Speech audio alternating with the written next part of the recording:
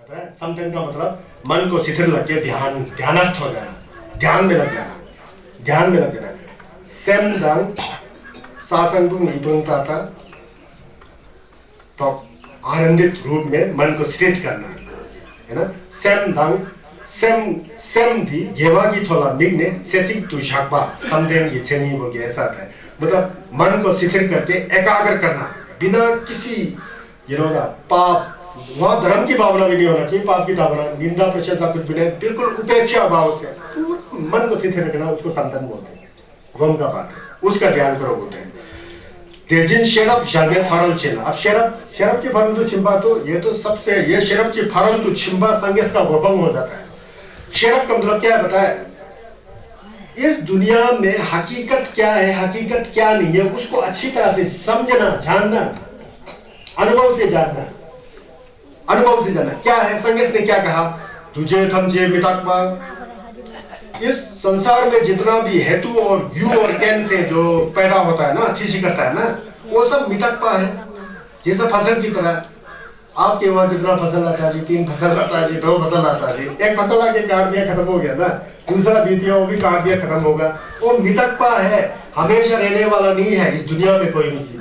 दूजे तमचे जितना भी दूजे है, एक दूसरे को मिला करके, यू और कैन को मिला करके, जैसा एक बीज को ले लीजिए, बीज को ले लिया, खेत में बो दिया, वो बीज से थोड़ी उगेगा यार अनाज, उसके लिए पानी चाहिए, जमीन चाहिए, खाद चाहिए, बहुत कुछ आ गया ना। कैन ये है, खाद भी है, पानी भी है, बीज भी है, भूमि भी अच्छा है, तब जाके वहां से अंकुर फूटेगा, फिर वो फसल आ गया, वो आगे बढ़ते जा रहा है, एक दिन पक जाएगा, काट के फिर जमीन खाली, समझ गए। वो कैन से आया है, फिर उसी समय खत्म हो जाएगा। इसलिए कहते हैं कि दुनिया में उसी तरह हमारा शरीर, जो हम आंख से देखते हैं उन सभी का यही स्थिति है, जो हम कान से सुनते हैं उन सभी का यही स्थिति है, जो हम नाक से सुनते हैं, जीभ से रस लेते हैं, मन में जो इमेजिनेशन जो है, प्रतिबिंब आता है, वो सब ऐसा ही है। मतलब उत्पन्न हो रहा है, खत्म हो जाता है, उत्पन्न हो रहा है, खत्म हो जाता है, उत्पन्न हो रहा है, खत्म हो जाता है। इसलिए तो संगेश ने कहा दूजे थमचे मितकपा, सब मितकपा है, तकपा है ही नहीं है, हमेशा रहने वाली चीज है ही नहीं है। इसलिए हम लोग में हमेशा जो गलतफहमी रह जाता है कि कभी भी नहीं मरूंगा, जैसे 80 साल के हो चुके होते हैं, मेरा पोता, मेरा लड़का, मेरा वहां गहना सोना चांदी रखा है, यह है वो है, उनको मरने का फिक्र नहीं है, लेकिन मरना जरूर है उनको, लेकिन मरने का फिक्र नहीं है। गहना कहाँ रखा है जी, वो पोता को करना चाहिए, अरे यार वो सब भूल करके 1-2 घंटा बैठ करके धर्म का भावना करो, मन को शिथिल करके चौक करो, तो मरते समय आप बहुत सुंदर तरीके से मरोगे और आगे का जीवन भी बड़ा सफल हो जाएगा। वो होता ही नहीं है, जितना बुजुर्ग हो जाए उतना ही जब्बा आ जाता है, मैंने देखा है ना, तो वो नहीं होना चाहिए, समझ गए ना। और जिम्बा को काटने के लिए ये शरब चिफारो तो छिपा है। जिम्बा कैसा कटेगा, जिम्बा क्यों आता है, हम लोग है समझ के बैठता है, चीजों को है समझ के बैठता है, है समझ के बैठता है ना, तो है समझ के बैठने से ये तो सुंदर है, मेरा है, वो जिम्बा आ जाएगा, जिम्बा मैं मरा, जिम्बा इसको उठा दिया, जोर से वहां गिरा दिया तो कप का 5 टुकड़ा हो गया और दुख हो जाएगा, और इतना बढ़िया कप था यार, टूट गया, क्या हो गया, अरे जब कप बन गया तो टूट रही है, टूटते समय आप समझना चाहिए, ओ मेरे को ज्ञान मिल गया, संगीत जमने ने कहा था तुझे समझे मितापा, टूट गया, एक दिन मैं भी ऐसा टूटूंगा, तो उसमें शब्द को समझना हो जाता है। हम लोग क्या होता है, कोई बहुत बढ़िया चीज टूट जाता है तो टूट गया जी बोल के दुख हो जाता है, किसी ने अपना गहना चुराया तो चुराया बोल के दुख हो जाता है, या तो चुराएगा या तो टूटेगा या तो बिखरेगा, वो होना ही होना है, वो शरब की फल तो चिंबा है। शरब निम्बो में, जुक में, डा में, दी में, रोह में, रज्जा में, ना रूप है, ना गंध है, ना स्पर्श है, ना कुछ है, कुछ भी नहीं है, कुछ भी नहीं है, कुछ भी नहीं है, क्या है, शीतम जी ने तो बन जी तो जीरो है, बिल्कुल जीरो होते हुए भी आकाश की बादल की तरह दिखाई देता है, ये इंद्रधनुष की, हमारा शरीर ही जीरो है, मैं भी जीरो हूँ, जीरो होते हुए भी मैं आपको जीरो का बात कर रहा हूँ, है ना। तो ये जो है, ये अब मतलब शरब जो है, समझे, शरब को समझेगा तो फिर छत समझ में आ जाएगा। मतलब इस दुनिया में कोई भी चीज नित्य रूप से है ही नहीं है, सब परिवर्तनशील है, छत सब खत्म होने वाला है ना। देखिए ताको थरके में ताको रिम्पोछे जी ने कहा है, जब जन्म हुआ तो मरना ही है, इसको हमेशा आप समझोगे तो आप छत कर रहे हो तो गलत काम ज्यादा नहीं करेगा, वो आपको पता है कि मुझे मरना है, तो जन्म होना है तो मरना ही है ना जी। जब हम लोग मिलते हैं एक दूसरे से तो एक दिन बिछड़ना ही है, बिछड़ नहीं है, जुदाई हो नहीं है। हमारा शरीर और स्वयं का जुदाई हो जाता है। बाहर के रिश्तेदारों को तो क्या कहना, हमारा स्वयं और शरीर ढांचे करेगा ना, करेगा। ये शर्त है। और जो कुछ हम लोग कमाया है, अर्जित किया है, वो एक दिन नष्ट हो रही है ना जी। जो बिल्डिंग इतना बड़ा बनाया, मुझे पता है कि ये 60 साल के बाद ये बिल्डिंग सब गिर जाएगी, क्योंकि सीमेंट का औकात सिर्फ 60-70 साल का होता है, तो गिरना ही है। तो ये सब जानना चाहिए। दूजे थमजे मिटापा जाके थमजे दुंगल आगे। और हम लोग जो संसार में बैठ करके हम लोग जितना भी विचार करते हैं ना, संसारिक पक्ष में, खुरवा के पक्ष में, अपने घर परिवार के पक्ष में, देश दुनिया के पक्ष में, जितना भी हम लोग विचार करते हैं ना, वो सब दुंगल है। उस तरह से सोच विचार सब दुंगल है, सच्चे थमचे दुंगल हुआ। जितना भी हमारे विचार होते हैं ना, वो है हकीकत में दुख ही है, लेकिन हम लोग उसको सुख समझ के बैठते हैं। अगर यहाँ सुख का मतलब क्या है पता है? हमेशा सुखी होना। अब ठीक है, मेरे पास पहले पैसा नहीं था, मेरे पास 1 करोड़ रुपए आ गया, मैंने बिल्डिंग बना दिया और मैंने खाया पिया, वो मैं सोच रहा मैं बहुत सुख है, सुख है। कल मैं कहीं मैं उस बिल्डिंग का दुरुपयोग करके कहीं मैं जेल में पहुंच गया, ये किया वो किया, तो वो सुख कहाँ गया जी? खत्म है ना। जो रुपए पैसे वाला जो सुख है ना, वो हकीकत में सुख नहीं है। यहाँ संगे चुंगने का तेरह मुझे छुई का बात कर रहे हैं, तो छुई का बात करेगा तो असली सुख संगेश का गोफंग है, जंचुक का स्वयं है, वो आने के लिए निरासक्त होना चाहिए। शरब यह बताता है कि शरब का मतलब प्रज्ञा। शरब जी फरल तो छिंबा बोलते हैं ना, शरब जी फरल तो छिंबा कौन है? संगे चुंगने देने। हम लोग तो क्या सिखाना है? शरब जी फरल तो छिंबा सीखना है। शरब को जानते जानते हम भी छिंछी कर देगा। शरब मतलब प्रज्ञा, परंतु मतलब दुनिया के बाहर, छिपा मतलब चला गया। इसका नमलन करने से इस धुंगल की जाचो, कम से कम धुंगल जी जाचो है ना, इससे पार जाने का रास्ता शरब छिपा है। यही चीजें युमपोती में जो हम लोग लामा जी लोग को पाठ कराते हैं, युमपोती का सब्जेक्ट ही है। युमपोती में यही लिखा है बार बार 1 लाख श्लोकों में। तो शरब के बारे में ये करना है। अब शरब की फारूक तो छिपा समझे तो फिर तो बहुत बात है, लेकिन यहाँ थोड़ा सा कहना पड़ता है ना। हम लोग बोलते हैं मैं समझो मैं शरब फारूक छिन माचे मिका नमखिन वो बंदी सोचो रंगली हिशी चोयुलवा दुसुम जल गई होला। अब जो शरब जो है कैसा पता लगता है? नमलिंग करके बताया। जब शरब असली रूप में पता लगेगा ना, दूसरों को कह भी नहीं सकते हैं, उसको सुन भी नहीं सकते हैं, क्योंकि अनुभव की बात है, नमलिंग का बात है। मैं मुंह से भी नहीं कह सकते, ये तो मेरे को बताना पड़ता है। ये जो मैं बता रहा हूँ ये शरब की फारूक छिपा नहीं है, एक सीढ़ी बता रहा हूं मैं, सीढ़ी। जब तक उस सीढ़ी पर ना चढ़ोगे तो उसको आपको पता ही नहीं लगेगा। समझ गए ना? शरबची फरतु चिंबा देदारे, शरबची फरतु चिंबा बहुत तिंग जपो है ना, ये बहुत ही तिंग जपो। वो जाने तो फिर क्या है, वही है। मैं समझो मैं शराब माचे मिंगा, कभी इसका जन्म भी नहीं हुआ, कभी खत्म भी होने वाला नहीं है। वो तो अपरिवर्तनशील ज्ञान की दीप है। क्या है? अपरिवर्तनशील दीप है, दीप, ज्ञान का दीप। संगे चुमनिंदे वहां पहुंच गए हैं, और संगे चुमनिंदे हमेशा संगे चुमनिंदे है। वो तकवा जैसा होगा, वो कभी हट करके समझे ना होंगे, नहीं होंगे ना। वो शरब के फर्द चिंबा हो चुका है। माचे मिगन सोसो अंग्रेजी से चेगलवा बोलते हैं ना, खुद ही ध्यान करके एक अच्छे गुरु के पीछे जाके खुद ध्यान करके उस ज्ञान को हम खुद ही हासिल करते हैं। सोसो अंग्रेजी से अपने आप में रंग रिक पे हिस्से जो ज्ञान का ज्वाला जो खुद दिखा सकता है, वो क्या है? तुसुम जलवे जुमला छाल। ये शरब के फर्द चिंबा बोल रहा हो ना, इस शरब के फर्द चिंबा का नमलन थर चिशिंग किया हो तो संगे हो जाता है। इसलिए शरब के फर्द चिंबा को युम कहा गया है। युम का मतलब है भगवान बुद्ध का माता। जब तक शरब के फर्द चिंबा का नमलन करके थर चिंग नहीं करेगा तो बुद्ध होगा ही नहीं। जो युम पोती चुनी के अंदर जो बातें लिखा गया है उसका नमलन करके स्वयं के अंदर आ गया तो मन के अंदर दो चार शेतान तिमोर उठा दो गजर जो भी है सब रहेगा ही नहीं, सब साफ हो जाएगा। साफ हो जाएगा तो पूर्णिमा की चांद की तरह केवल ज्ञान रह जाता है। वो ज्ञान जो क्या है वो बुद्ध है। वो कहां से पैदा हुआ? जो शरब के फर्द चिंबा का मतलब है ना, उसको गुम नमलन से स्वयं के अंदर सिद्ध किया। दो तरह से सिद्ध करना होता है। एक तो लत्ता के अंदर रख करके मुख बहादुर होना, ये है जी, वो जी, वो यहाँ काम नहीं देता है। ये नमलन करके स्वयं के अंदर लाना पड़ता है। तो ये शरब के फर्द चिंबा, शरब के फर्द चिंबा के ऊपर नीचे भी बहुत आएगा, ये बोलना बहुत जरूरी है ना। तो ये है शरब। तो कहते हैं कि राजा जी को इसी तरह दान, शील, जो शांति जो है जोत्पा, चुनबी समतेन, चुनबी को प्रयत्न, समतेन को ध्यान, शरब को जो है प्रज्ञा, ये जो है परंतु छिन बोलता है। इस संसार से पार होने का भगवान बुद्ध का रास्ता यही बोलता है परंतु छिपा। दीदा जेमजो बोलते हैं, इसका नमलन करो बोलते हैं। इसका नमलन करो, इन चीजों का नमलन बोलो। दीदा क्योंकि बिना इसका नमलन किए हुए संसार के दुख रूपी सागर से पार हो ही नहीं सकते होते। इसका नमलन करना चाहिए, भावना करने के लिए।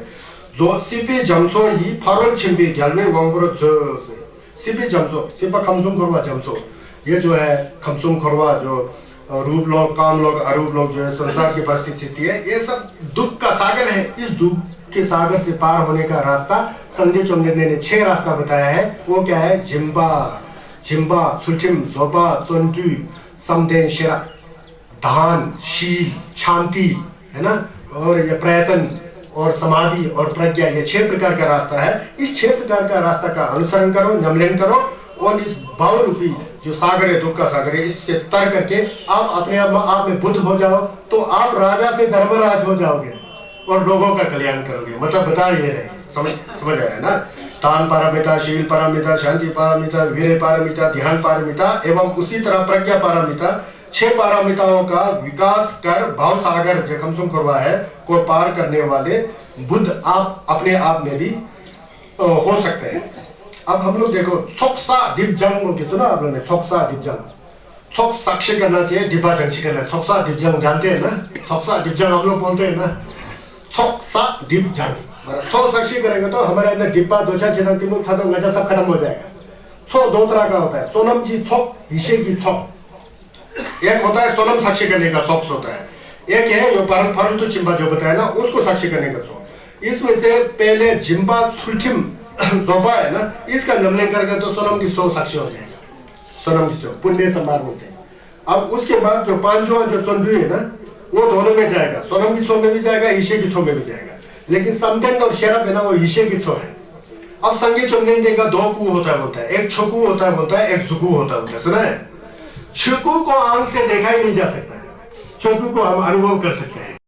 छोकू को, बुद्ध को हम आंख से नहीं देखा जा सकता है। छोकू जो धर्म का असली का, बुद्ध का असली रूप है ना, वो आंख से नहीं देखा जा सकता है, अनुभव में जाना जा सकता है। नमलन से हमको हाँ यार ये बुद्ध है बोल के पता लगे, लेकिन आंख से दिखाई नहीं देगा।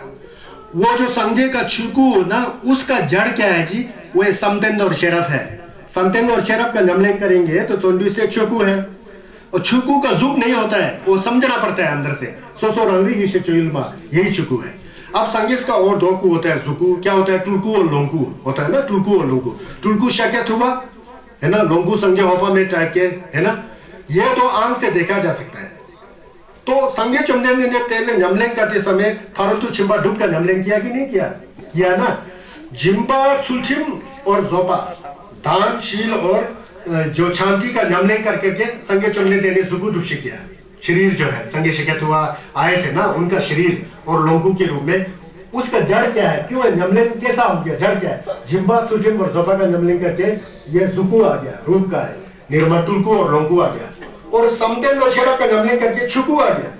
छुकू को आंख से नहीं देखा जा सकता है, छुकू को अनुभव से देखा जा सकता है। इसको याद करना, ये बहुत बड़ा फिलोसॉफी भी है और ये असली है। इसीलिए तो बोलता ना, दुर्जय चोत्पा पढ़ते हो आप लोग, दुर्जय चोत्पा के नीचे लिखा होता है कि रबजोर जी कहते हैं संजय आप तो कह रहे कुछ है ही नहीं है संसार में, संघर्ष भी नहीं है, झंझट से बंद भी नहीं है, कुछ भी नहीं है, कह रहे मैं समझ में नहीं आया ये कुछ नहीं है, क्या चीजें बोलते हैं दुर्जय चोत्पा में।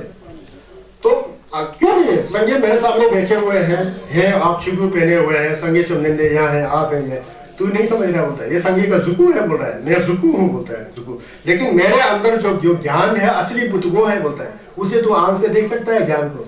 जैसा मैं बैठा हूँ, मेरा शरीर को आप लोग देख रहे हैं ना सब, मेरे अंदर कितना ज्ञान है आप देख सकते हो, मेरे ज्ञान को देख सकते हो आप? नहीं देख सकता ना, लेकिन मेरा शरीर को देख रहे हैं। ये शरीर की तरह वाला ये जुकू है, समझ गए ना, ये जुकू है, रूप का है। लेकिन दुर्जय चोपा में कहते हैं कि आप कुछ भी नहीं देखो, असली बुद्ध जो है बुद्ध का शरीर नहीं है, असली बुद्ध जो है बुद्ध का ज्ञान है। वो ज्ञान आने पर बाहर का शरीर भी फिर टुलकू हो जाता है, वो ज्ञान ही नहीं है, वो तो टुलकू कैसा होगा पता है? संभोगा का ज्ञान। इसलिए कहते हैं दुर्जय चोपा में नीचे गंगाल नाला जुक्सु थो, गंगाल नाला दर्शे पा लोपे लंद जुब्बा इके बुद्धि दंगामी थो होता है। अगर कोई आदमी कहता है कि संगेश को जो है रूप में देखा जाता है, रूप में देखा जाता है, ये छुकू के बारे में बता रहे, बोलता है वो लोग मूर्ख लोग हैं, मेरे बात समझते नहीं, बोलते हैं संगेश का दुख होता ही नहीं है, बोलते हैं। समझ गए? आपको अजीब लगता होगा ना, ये दुख होता ही नहीं वाला क्या है? वो छुकू है।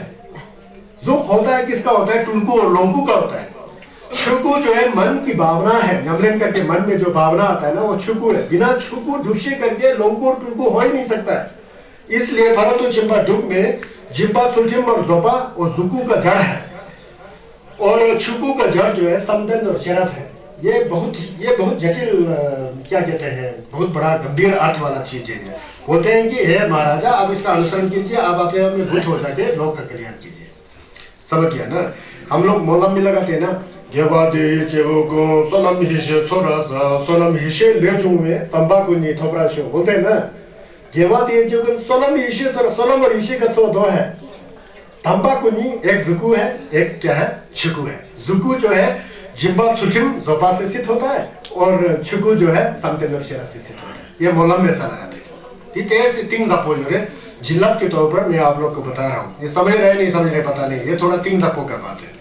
अब उसके आगे जाना पड़ेगा, फिर भी जितना खींचा था उतना खींच नहीं पाया, कोई बात नहीं। उसके बाद कह रहे हैं ये बहुत अच्छी बात है। उसके बाद कह रहे हैं ठीक है इतना जमले, और भी कई बात आपको कहना है। ये गृहस्थों के लिए बनाया है, जैसा हम लोग मिर्क्या है ना, मिर्क्या लोगों के लिए दंगा के बारे में बताए। क्या कह रहे हैं? गांगला फादंग मादक सोचे पे रीते संजय लोपन चेपाला धेदाला चो ठकपरा जुर्वा दंग लेमा लायम थोड़े जुर्वरा जरूर बताए। जहां पर कहते हैं माता पिता की पूजा होती है, देखो माता पिता का पूजा करना बहुत जरूरी है, ये गृहस्थों के लिए। जहां पर जो है माता पिता की पूजा होती है, वो कुल जो है जिसने माता पिता का पूजा किया, सेवा किया, वो जो है अच्छे गुरु और अच्छे संस्कार और अच्छे मतलब विचार से संबंधित व्यक्ति है, बोलता है जो माता पिता को सेवा करता है। उनकी जो जिस व्यक्ति ने अपने माता पिता का सेवा किया उस व्यक्ति का पूजा होती है, बोलते हैं बाद में उसका अमा आपा का ढिंगन से ना पूजा हो जाता बोलता है। और यहाँ से मरने के बाद भी जिसने अपने इस जन्म के माता पिताओं का भरपूर सेवा किया हो उसका पुण्य भी तो बहुत ज्यादा है, बोलता है। इसलिए माता पिता का सेवा करना मत भूलना। मैंने आपको बताया कि छह का नमले करो, फिर ये नहीं कि आप छह का नमले कर रहा हूँ बोल के अपने माता पिता को ही भूल बैठे, ये ठीक नहीं, बोलता है। अपना इस जन्म के माता पिता का बहुत सेवा करना चाहिए कह रहे हैं। तो आजकल के युग में तो पता ही है, बच्चे को पालते हैं, यहाँ पर एक बहुत बड़ा गलत फहमी होता है आज के समाज में। वो लड़की हो तो रोते हैं, लड़का हो तो हंसते हैं, उसको पता नहीं कि वही लड़का बड़ा होकर के बाद में डंडा दे माता पिता को। वो हो रहा है आजकल। मेरा मानना यह है कि चाहे लड़की हो लड़का हो, दोनों मिलू रिम्बुचे हैं, दोनों इंसान की जात है। जेचुन ढोलमा धोरजे फागमो है ना, कई है ना पलदेन लामो, ये क्या है, लेडीज नहीं है, बात की बात है ना। तो लड़का होगा तो आपको क्यों खुश हो जाते हैं? क्या आपको पूरा पक्का है कि वो लड़का आपको बहुत सेवा कर रहा है, कर भी रहा होगा? आप हाथ खड़ा कीजिए कितना लड़का आपका सेवा करते हैं। मैं समझता हूँ लड़का से 20 गुना ज्यादा लड़कियां सेवा करती है। मैं अपने आप को जानता हूँ। हम लोग 6 भाई थे, 3 भाई गुजर गया, अब 3 भाई हम लोग बैठे हुए हैं। हमारी बहन कोई नहीं थी, तो हमारा माता को इतना कष्ट हुआ कि क्योंकि उनकी लड़की नहीं थी, हम लोग सब पढ़ते थे तो कष्टों में गुजर गया। अगर काश लड़की होती तो मेरा माता का भी कल्याण हो जाता। उस समय मैंने पढ़ाई खत्म भी नहीं किया था और माता का दुर्दशा हुआ था। मैं आजकल देखता हूँ अपने घर में, अपने भाभी मेरे सबको देता हूँ, लड़कियां होने की बजाय उनको कितना सेवा हो रहा है। लड़का क्या करता है? नहीं करता ना। मैं लड़का का निंदा नहीं करता, लड़के भी अच्छे, लेकिन ज्यादा लड़कियों में संस्कार अच्छा होता है माता पिता का सेवा करना। आप लोग जानते होंगे, जिनकी लड़कियां हैं आप लोग जानते होंगे, लड़के लोग आपका सेवा करते हैं कि लड़कियां सेवा करते हैं। तो इसलिए यहाँ कह रहे हैं कि हे महाराजा आप कहीं पुण्य में जाकर के अपने माता पिता का सेवा न करें। ऐसा नहीं, माता पिता का सेवा करना बहुत पुण्य होता है, क्योंकि माता पिता का दिलो जान से सेवा करने वाला व्यक्ति मरने के बाद थोड़िक में पैदा हो जाता है और पूजनीय होता है। यार उसने तो बड़ा अच्छा किया, ये किया, माता पिता का सेवा करने वाला हो तो ऐसा होना चाहिए। इसलिए माता पिता का सेवा करना मत भूलना। दूर समझ गया ना, ये गृहस्थों के लिए है ना, ये बहुत जरूरी है। अब उसके बाद 세당 총권 측바 준당니 창당 두민세당 착바당 말대 토라가당 루다당 가당 탱외 체프라 남봉싱। ये जो अभी जो आ रहा है ना 10वां श्लोक में, हम लोग सोजोंग नहीं करते हैं। सोजोंग छेपा चौवा को करते हैं, छेपा जे को करते हैं, और सोजोंग का तोम्बा के बारे में होता है। आप महाराजा हो, सोजोंग छेपा गे चौवा बिगड़े में सोजोंग करना बहुत जरूरी है, बोलता है। सोजोंग का मतलब अर्थ क्या होता है? सो का मतलब गेवा सो, गेवा सक, जोंग का मतलब दिग्बा जंग। आजकल सोचन का मतलब क्या है? खाना नहीं के बैठा जी, भूख को बर्दाश्त करके बैठा है, वो गेवा कुछ किया है नहीं मन में, कल तक तो खाना ही नहीं मिला है, माने को रटते जा, फिर ऐसे भूख रहने को सोचन कहते हैं। भूख रहना तो एक साधन है, भूखे रहना एक साधन है, तरीका है, लेकिन असली अर्थ सोजोंग का मतलब जेवा पुण्य का अर्जित पाप का निवारण, पाप को छोड़ना, वो सोलजोंग है। कभी कभी सोजोंग को सोलजोंग भी बोलते हैं। सोल का मतलब खाना, जोंग का मतलब छोड़ना। खाना छोड़ करके गेवा में सेम लगा के गेवा सक्ष करना, वो सोजोंग है।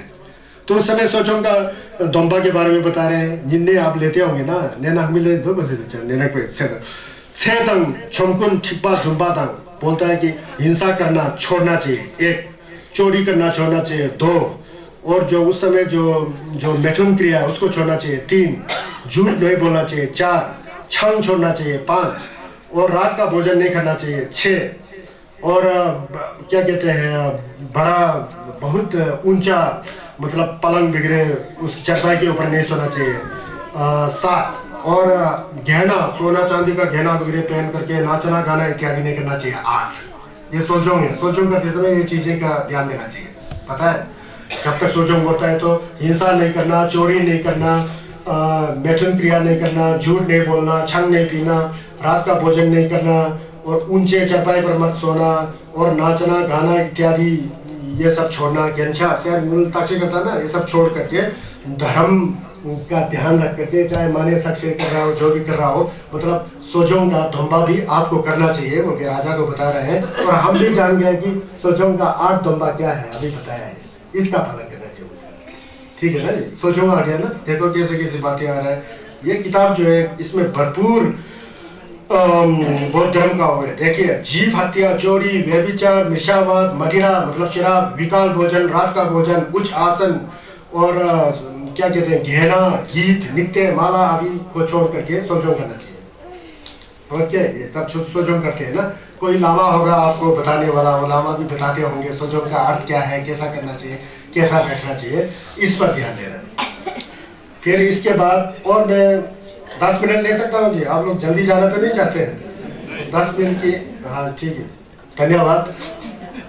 तो उसके बाद 11वां श्लोक में कहते हैं आचार्य नागार्जुन जी, धाचों सुचिम जेसु जेपारी यांला जेपो धेदा तंगदेना सोजोंग धुचो लायुल हियोंगवा चेपा भूमे तल्ला तोलवरा जी कहते हैं कि ये जो 8 प्रकार का तोंबा बताया ना पहले, जो 8 प्रकार का तोंबा का आप अच्छी तरह से उसका पालन करके नमलें करेंगे, उसका भावना करेंगे, साधन करेंगे, तो इसको सोजोंग कहते हैं, उस समय मन को टिका करके। और अब अरहत कोई ढाचुम्बा गोफंग टावा होगा भी चलेगा, मिर्गिया होगा भी चलेगा, सोजोंग करके उसका सोजोंग करना चाहिए बोल के राजा को कह रहा है। जो सोजोंग करने से क्या होता है बोलता है, अगर सोजोंग अच्छी तरह से कर रहे हैं करेंगे तो सोजोंग का देवु क्या बताया, फायन क्या बताया, ये जो सोजोंग बताया ना, इस थीम का पालन करके आप सोजोंग करेंगे, अच्छा ध्यान करेंगे तो कम से कम दूसरे जन्म में इंसान का जन्म मिलना निश्चित है, पक्का मिलेगा। सोजोंग का देवु मिलिर मुझे तब जेला महूंगा यांगचर सोजोंग बहुत अच्छे ढंग से करना चाहिए। समझ गए ना? सोजोंग करते समय अपने घर परिवार यहाँ वहाँ ज्यादा आसक्त नहीं करके घेवा नमले बहुत अच्छा करना चाहिए, मन साफ सुथरा के साथ। तो कहते हैं कि इससे जो है चाहे पुरुष हो या स्त्री भी हो, बाद में देव का एक लायु में भी जा सकते हैं, मिलुर मुझे भी थोक्षी कर देते हैं। इसका घेवा देव फुनसुन सोपा है, इसलिए जो है सोजोंग करना मत भूलना बोल रहे हैं। तो यहाँ तो राजा को कह रहा है ना, मैं आपको कह रहा हूँ, ऐसा चलता है। ये ग्युपा होता है ना, ग्युपा बोलते हैं, लामा ग्युपा, ये ग्युपा चल रहा है जी। आचार्य नागार्जुन से जब वो देचर साहब वहां से कई गुरुओं से लेकर मुझ पे और मेरे द्वारा आपको आ रहा है, समझ गया ना? बहुत धीरे। अब इसके बाद सेना योजु छक्तंग नमले तंग वंबे नजंग धोचा शेतंग तंग रिक्तंग जुक्तंग खेपा लंगसो तंग वांगथंग छेवे खेपा धाशिन से बोलता है कि आप देखो राजा होते हुए आप में अहंकार हो सकता है, तकजिन हो सकता है, जिम्बा हो सकता है। उसी तरह हम लोग में अहंकार हो सकता है, तकजिन हो सकता है, जिम्बा हो सकता है, शैतान हो सकता है। उस पर बड़ा ध्यान देना बोलता है। सबसे बड़ा दुश्मन है बोलता है। बाहर का दुश्मन तो सिर्फ आपके शरीर को ही तंग करेगा, लेकिन मन में आप जहर बोल के रखिएगा तो जन्म जन्म तक आपको खोरवा कभी नलवा जाना पड़ेगा कहीं। उससे बड़ा दुश्मन क्या हो सकता है?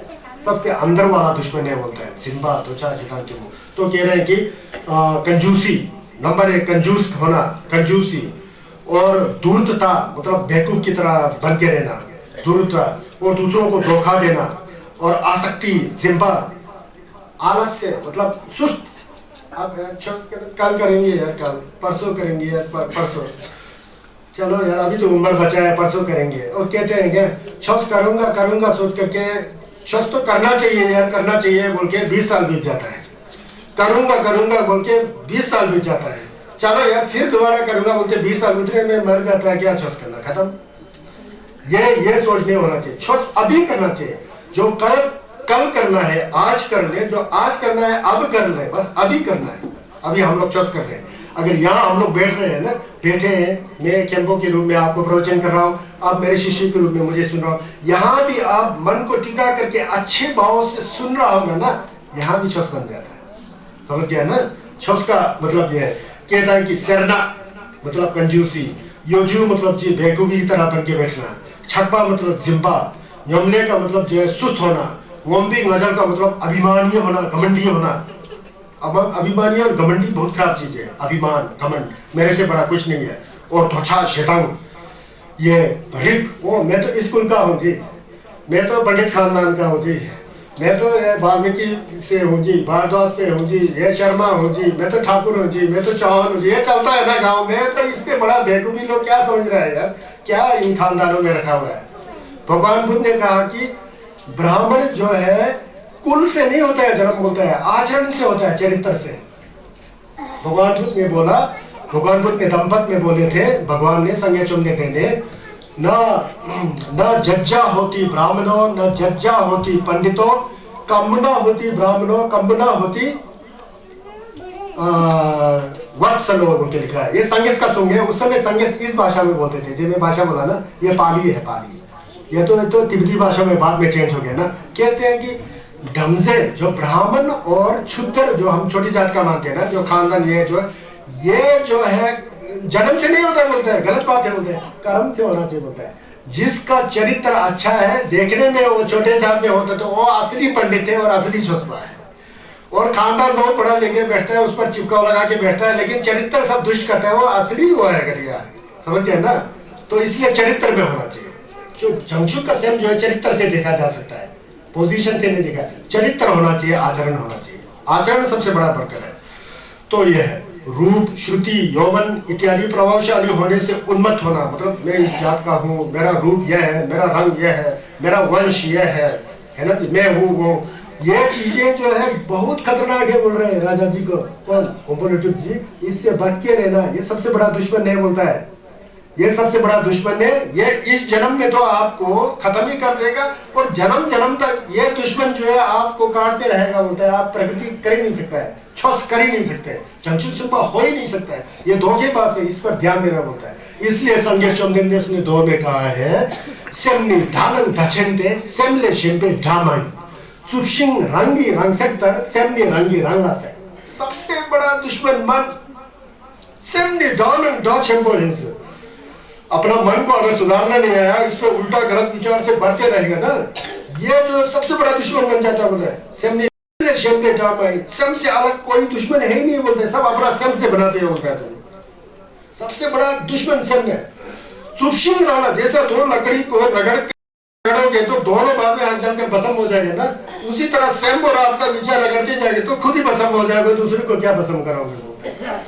और स्वयं सबसे बड़ा दुश्मन होता है बोलता है। इसीलिए कहता है कि ये चीजें जैसे कंजूसी है, ये जो बताया ना मैंने, इसको जो है शत्रु के रूप में आपको जानना चाहिए होते हैं। और एक श्लोक जाऊंगा फिर मैं खत्म करता हूँ। बायो दूसरी नेते बाबे पा छिवी नेसु थुपी का चलते देवे छुची गेचु पहले तू गुपे तक तू बादन जेपरन जो बोलता है। अप्रमाद मतलब सुस्त नहीं होकर के, बिल्कुल ध्यान दे करके गलत चीज क्या है, गलत चीज क्या है, पाप क्या है, धर्म क्या है, उसको अच्छी तरह जान करके, जब बोलते हैं ना हम लोग तिब्बतन में, जब मतलब गलत क्या है, असली क्या है, उसको जान करके जो फूंक फूंक करके कदम रख करके छोस करेगा ना, वो अमृत का पथ है बोलते हैं, अमृत का स्थान है बोलते हैं भगवान बुद्ध के दूसरे अमृत का। और जो इस तरह से ध्यान दे करके जो गलत बिल्कुल चलेगा यार, खाना नहीं आया, पीना नहीं आया, बोलना नहीं आया, उठना नहीं है, देखते समय धर्म करना जैसा करेगा तो वो तो मृत्यु काल में आपको बहुत तंग करेगा। बोलता है मृत्यु के बाद भी आपको दुर्जन जलवा वगैरह उल्टा जगह में जाने का डर होता है। बोलता है यहाँ ध्यान देना चाहिए, बोलता है सब सब चीजों भाइयों होना चाहिए। बोलता है कहते हैं कि जो अप्रमाद, बिना किसी अभिनिवेश से, बिना किसी आशा से, स्वच्छ मन के साथ क्या उचित है क्या अनुचित है उसका पूरा जानकारी ले करके अगर उस तरह का धर्म का धारण करें तो भगवान बुद्ध ने इसको अमृत का पथ कहा गया है। अगर आप क्या अच्छा है क्या बुरा है उसकी जानकारी के बिना हर कुछ बुरा खिचड़ी की जैसा पका के रहेंगे तो वो आपको जो है बहुत बड़ा कष्ट देगा। बोलता है इस जन्म में भी देगा, अगले जन्म में भी देगा। बोलता है इसको धर्म के साथ संसारिक चीजों को मिक्स नहीं करना चाहिए। धर्म धर्म ही होता है। धर्म करते समय मन को हमेशा स्वच्छ करके रखना चाहिए। वहां परिवारवाद की भावना नहीं होना चाहिए, संप्रदायवाद की भावना नहीं होना चाहिए, वहां इंसानियत की भावना होनी चाहिए। सब इंसान जो है दुखी के बागी है और सभी को सुखी चाहिए। इस तरह से भाव लग करके आप जो है आदर पूर्वक जो है अच्छा और बुरे का अच्छी तरह परीक्षण कर करके भाइयों के साथ रहना होता है। अप्रमाद रूप से रहने की कोशिश करना चाहिए होता है। ये बड़ा इस पर बहुत ध्यान देना चाहिए। हम लोग छोस छोस कर रहे हैं बोल करके कभी कोई छोस कर नहीं रहा होता है, दिखाई में छोस देता है। संघीय चुम्बन ने आडंबर और दिखावा को पूरा विरोध किया है। खासकर कर्मकांड बिगड़े हमारे बौद्ध धर्म में। खास एक चीज बोलता हूँ मैं आपको ना, भगवान बुद्ध का मूल उद्देश्य कर्मकांड, भगवान बुद्ध कभी विश्वास ही नहीं करते थे। समझ गए? कर्मकांड जो है भगवान बुद्ध जो भगवान में थे ना, कर्मकांड में विश्वास नहीं करते थे भगवान। ये बात में आचार्य गुरु रिम्पोछे जी ने लोक कल्याण के लिए ये भी होना चाहिए ताकि लोग जो है धीरे धीरे बौद्ध धर्म को समझ सके बोल के गुरु रिम्पोछे जी ने स्थापित करके रखा है। ये गलत नहीं है, ठीक है, लेकिन मेन उद्देश्य भगवान बुद्ध के उद्देश्य का आपके मन को सुधारना है, कर्मकांड करना नहीं है। कुछ पुरोहितों को बुला के, लामा जी लोग को बुला के घर भर में पाठ करके आप बुद्धिस्ट हैं बोले तो ऐसा नहीं है भगवान बुद्ध का धर्म। भगवान बुद्ध का धर्म है रंग इसम दुलवा, रंग इसम नी यंसु दुल देनी संगे तेंबा ही, ऐसा लिखा है ना। छोगा छलेन जेबा शो देनी नागी तेंबा ही कभी नहीं सुनशी किया संजय चंद्र ने। छोगा छले का मैं विरोध नहीं कर रहा हूँ। छोगा छलेन एक दूसरा चीज है, संगा दुर्जे थेपा में एक साधन है, एक तरीका है, लेकिन सबसे बड़ी चीज संगे चंद्र लेगा सेम दुलवा है। पता है अगर सेम साथ संगमा हो तो हंसते हुए मरेंगे, हंसते हुए जिएंगे, हंसते हुए जाएंगे। समझ गए ना? अब सेम संगमा नहीं है तो फिर जिम्मा के साथ जाएंगे तो फिर क्या है। छोड़ चले का मैं विरोध नहीं करता हूँ। इन्हीं लामाओं की कृपा से भी हिमालय में कुछ अंश बचा हुआ है अभी संगेस्वा बोलते ना। लेकिन मेन उद्देश्य संगे चमने देगी रंग की समनी योंसु दुल। ठीक है, आज का प्रवचन यही है। सब तो पापस अग्रणम कुशलस्य उपसंपदा स्वचित परियोद अपन्नम एतं बुधानुशासनम।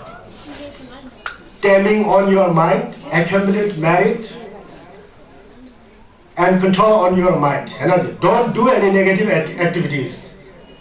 Accumulate all merit, control on your mind. This is the essence teachings of Buddha बोल के अमेरिका से लेकर जापान तक इस बुद्धवाणी, ये बुद्धवाणी गूंजता है। आपको पता है ये क्या बोला मैंने अभी जो बोला ना, ये बुद्धवाणी पता है? Don't do any evil deeds. Accumulate all merits. Control on your mind. This is the essence teachings of Buddha. ये गूंज जो है बुद्ध का वाणी जो है संगे चमदेन दे का झिलक जो है दूसरी की शल्दन थी, दूसरी का दमना जो है उपदेश जो है अमेरिका से लेकर जापान तक गूंजता है।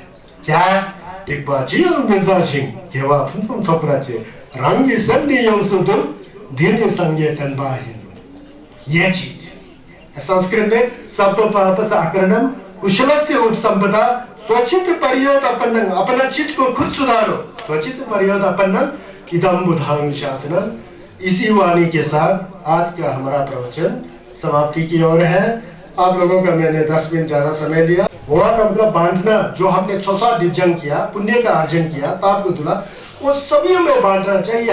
चाहे यहाँ आया हो या ना हुआ, संसार के समस्त प्राणियों के लिए सबको इससे जो आनंद मिले, बुद्धवाणी सबके अंदर जागे, सबको गेवा मिले। ये मोहल्लम का मतलब उनका ऐसा हो जाए, वैसा हो जाए, उनका कल्याण हो, उनकी वृद्धि हो, सुख शांति आए, प्रार्थना करना मोहल्लम। समझ गए?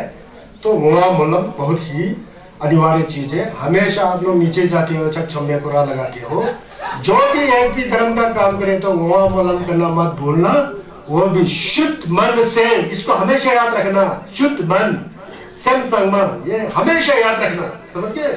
हमेशा याद रखना। फिर देखो संदेश का झिलक कैसा है। वो हमारे ऊपर निर्भर है। संदेश का झिलक तो हमेशा होता है, उसको लेना नहीं आए तो क्या झिलक आएगा? लेना आना चाहिए। जब मन साफ हो तब धक्का आता है, तब सोसा जंग हो जाता है। ठीक है जी। तो हमारा तीसरा दिन चल रहा है प्रवचन का। प्रवचन आप लोग को पता है कि संगे चुमदिन दे ने जब 35 साल की उम्र में संगेस हो गए थे, उसके बाद संगेस ने क्या किया? 45 साल तक ऐसे ही धर्म का प्रवचन करते रहे, ऐसा ही छोसुंशी किया। क्योंकि छोस को समझे बिना आप छोस को कैसे जानेंगे? जानेंगे क्या? छोस को जानना बहुत जरूरी है, मानना नहीं है। मानने में अंधविश्वास हो सकता है, आडंबर हो सकता है, दिखावा हो सकता है, प्रपंच हो सकता है, गलती हो सकती है कि नहीं है? छोस को समझना चाहिए, जानना चाहिए। इसने भगवान बुद्ध ने संगेस चुमदिन दे ने 35 साल की उम्र में वो संगेस हो गए। 80 साल या 81 साल की उम्र में संगे गोम्बा जोशी हो गया, परिनिर्वाण को प्राप्त हो गया। तो 35 और 45 80 हुआ ना। तो 45 साल तक उन्होंने जो है पूरा छुस्की खुरलो कोशी किया, है ना? वाराणसी छुस्की खुरलो को जेते सदु छंटल टेम्बोतेन लामी डोवा कुंजे रचोते टेम्बा जिबरन जेला छक्सालो, है ना? पढ़ते हैं ना जब तक। छुस्की खुरलो कोशी करने से ज्यादा घेवा कहीं हो ही नहीं सकता है। लोग गुमराह हो जाते हैं, भटक जाते हैं, किस रास्ता में जाए उनको पता नहीं है। उस रास्ता को संगे चुमदिन दे भगवान बुद्ध ने आज से निदोंग अब्जा दुंजू चोंगिंगोल लो 2570 साल के करीब आसपास वहां बुद्ध का प्रादुर्भाव हुआ था। फिर बुद्ध ने धर्म का प्रवचन किया था। उससे पहले जितना भी अंधविश्वास भारतवर्ष में चलता था, ये कर्मकांड, यज्ञ, लोगों को गुमराह करना, यह है वो है, जितना भी कुटिलताएं थी, धर्म के नाम पर जितना लूट खसोट हो जाता था, उन सब का विरोध किसने किया? सबसे पहले भगवान बुद्ध ने किया था। भगवान बुद्ध ने कपट मन से नहीं किया था, वो बुद्ध बन गए, संघर्ष हो गए। उनके मन के अंदर ज्ञान की दीप जगह, वो खुद संघर्ष हो गए। वो सामान्य आदमी जैसा नहीं रहा, हम आप जैसे नहीं रहते, वो संघर्ष हो गए। उनके अंदर करुणा जागा। क्या मुस्लिम, क्या सिख, क्या ईसाई, क्या जैन, क्या हिंदू, क्या जो भी है, ये प्ला ये जितना भी धर्म है, उनसे कुछ लेना देना नहीं था। उनका एक उद्देश्य था कि लोगों के अंदर ज्ञान की दीप को कैसा जलाए और लोगों के अंदर करुणा, दया, निंजे, जंबा, जंक्शन कैसा आ जाए ताकि इंसानियत एक रह जाए और समाज में शांतिमय वातावरण बन जाए। ये हुआ भी। भगवान बुद्ध ने जब धर्म का प्रवचन किया, छुस्की कुर्सी किया, 1000 साल तक पूरा भारतवर्ष में इतना शांति था, इतना सुख का वातावरण था कि हम उसका तुलना कर ही नहीं सकते हैं। महाराजा लोग भी भगवान बुद्ध के चेहरे बन गए थे। महाराजा बिंबिसार, महाराजा प्रसन्नजीत जी और महाराजा उदयन जी, और कहीं भी महाराजा, बाद में अंतिम क्षणों में महाराजा सम्राट अशोक, सुना है आपने? सम्राट अशोक जी इतना समर्पित हो गए कि अफगानिस्तान से लेकर के इंडोनेशिया, मलेशिया था उस समय भारत हुआ करता था, लेकिन आज सीमित हो गया। अशोक के काल में भारत बहुत बड़ा था, समझ गए? इतना संगेस के टेम्पल हो गया था। कहने का मतलब यह है कि संगेस के टेम्पल रिम्पोचे के अंदर क्या जिन्नत है उसको जानिए।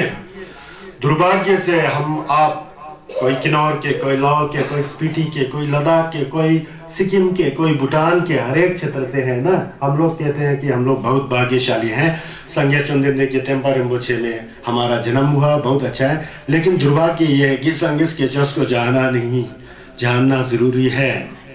गानी छुला थरपे लम पे थरपा रंग शेपरा जास रंग शेते ढोलवरा जागो जैसा। मेरा काम है आपको मार्ग दिखाना। अगर मार्ग पर चलोगे तो तब वो ज्ञान तुम में आएगा जो ज्ञान मैंने हासिल किया है। बुद्ध है के करके वहां मत सोचो, बुद्ध तुम्हारे अंदर है। तुम्हारा चित्त का जो स्वयं का मोवो है, स्वयं का रंगशीन है, वो अंदर है। संघर्ष को अंदर देखना चाहिए, बाहर नहीं देखना चाहिए। धप्पा कहां से आता है जी? स्वयं से आता है। निंजे कहां से आता है जी? स्वयं से आता है ना। निंजे बाहर की मूर्ति से थोड़ी आता है, बाहर के पत्थर या कंकड़ से थोड़ी होता है। निंजे मन की बात है, जंबा मैत्री जिसे कहते हैं वो मन की बात है, ज्ञान मन की बात है, वो जड़ वस्तु नहीं है, वो एक ज्ञान है। ज्ञान वो सब अंदर है। संगेस ज्ञान है कि जड़ है? संगेस ज्ञान है। कल कह रहा था संगेस तो ईशे है ना। संगेस नाम बोल के उस शरीर को हम संगेस क्यों मानते हैं? क्योंकि उस शरीर के साथ जो मन जुड़ा है, जो व्यक्ति बुद्ध हो गए थे, उस शरीर के साथ जो मन जुड़ा है, स्वयं जुड़ा है, वो स्वयं सी तो संगेस है ना। उसमें ज्ञान की थी जब गया तो उनका शरीर भी संगेस का कुजुब बोल के होता है। संगे की कुजुब देंदा जेबो, इतना सुंदर, इतना भव्य, इतना आकर्षक, इतना आवायुक्त, देखते ही बात बन जाती कि हमारा मन शांत हो जाता है। ज्ञान है ना, उस ज्ञान को समझना चाहिए। मेरे कहने का मतलब, आप लोग को फोर्स करने का मतलब यह है कि संगेस को ज्ञान से जाना जाता है। तो ज्ञान तब तक नहीं आता है जब उस मार्ग को अच्छी तरह आप लोग समझेंगे नहीं। इसलिए धर्म का श्रवण करना बहुत ही अनिवार्य है, बहुत ही जरूर है। श्रवण करना मतलब छोस को सुनना बहुत जरूरी है। बिना छोस को सुनेंगे, छोस क्या है आपको क्या पता लगेगा? हम लोग कभी असली छोस को नहीं जान के, छोस के ऊपर जो साधन बनाया होता है लोगों के फायदा के लिए, लोगों के विकास के लिए जो बनाया होता है, उसको हम लोग छोस बना है समझ के बैठते हैं। 3-4 गुरुओं को घर बना करके, घर में बुला करके, खिला पिला करके पाठ कराने को छोस समझ के बैठे हैं। वो एक छोस का ब्रांच है आपकी घर की सुख समृद्धि के लिए। उसका हम निंदा नहीं करते हैं, उसका हम वो कुर्बा नहीं कैप्चर करता है, वो अच्छी चीज है। लेकिन सबसे बड़ा चीज जो संगेस ने बताया वो चीज नहीं है जी। जो संगेस ने बताया वो चीज क्या है? अपने मन को सुधारना। चोरी करते हो तो चोरी मत करो, झूठ बोलते हो तो झूठ मत बोलो, हिंसा करते हो तो हिंसा मत करो, चुगली करता हो तो चुगली मत करो, झूठ बोलता है तो झूठ मत बोलो, कठोर वचन बोलता है तो कठोर वचन का प्रयोग मत करो, लोभी हो तो लोभी मत बनो, क्रोधी हो तो क्रोधी मत बनो, शांत हो जाओ। और कर्म फल और बुद्ध में विश्वास नहीं हो तो उसमें विश्वास रखो। ये सब गुण आपके मन में आया ना, आप भगवान बुद्ध के सही फॉलोवर हो, सही चले हो। भगवान बुद्ध के असली ज्ञानदुनपा आप लोग है। कोई सिर को शेव करने से धर्मात्मा नहीं होता है, कोई बाल के जटाओं को बहुत बड़ा रखने से धर्मात्मा नहीं होता है। जो कपड़ा पहने, जो पहने, कोई फर्क नहीं पड़ता है। लेकिन स्वयं का बात है, स्वयं को जानो, स्वयं को सुधारो। जितना आपके अंदर बुरा विचार आता है उसको धीरे धीरे उसको हटाओ। संगेस ने कहा है, संगेस का उपदेश है, रंगी सेमनी युंगसु दुल दिन संगे तेंबा ही। अपने स्वयं को साफ करना ही संगेस का तेंबार मुझे है। स्वयं साफ किया हो तो आपके घर में छोखंग नहीं हो तो फर्क नहीं पड़ता है, युमपति नहीं पढ़ो तो फर्क नहीं पड़ता है, कंजूर नहीं पढ़ो तो फर्क नहीं पड़ता है। खुद सुधर गया तो आप सुधर गया तो आप 5 को सुधारेंगे, 5 10 को सुधारेगा, 10 20 को सुधारेगा, 20 को 100 को सुधारेगा।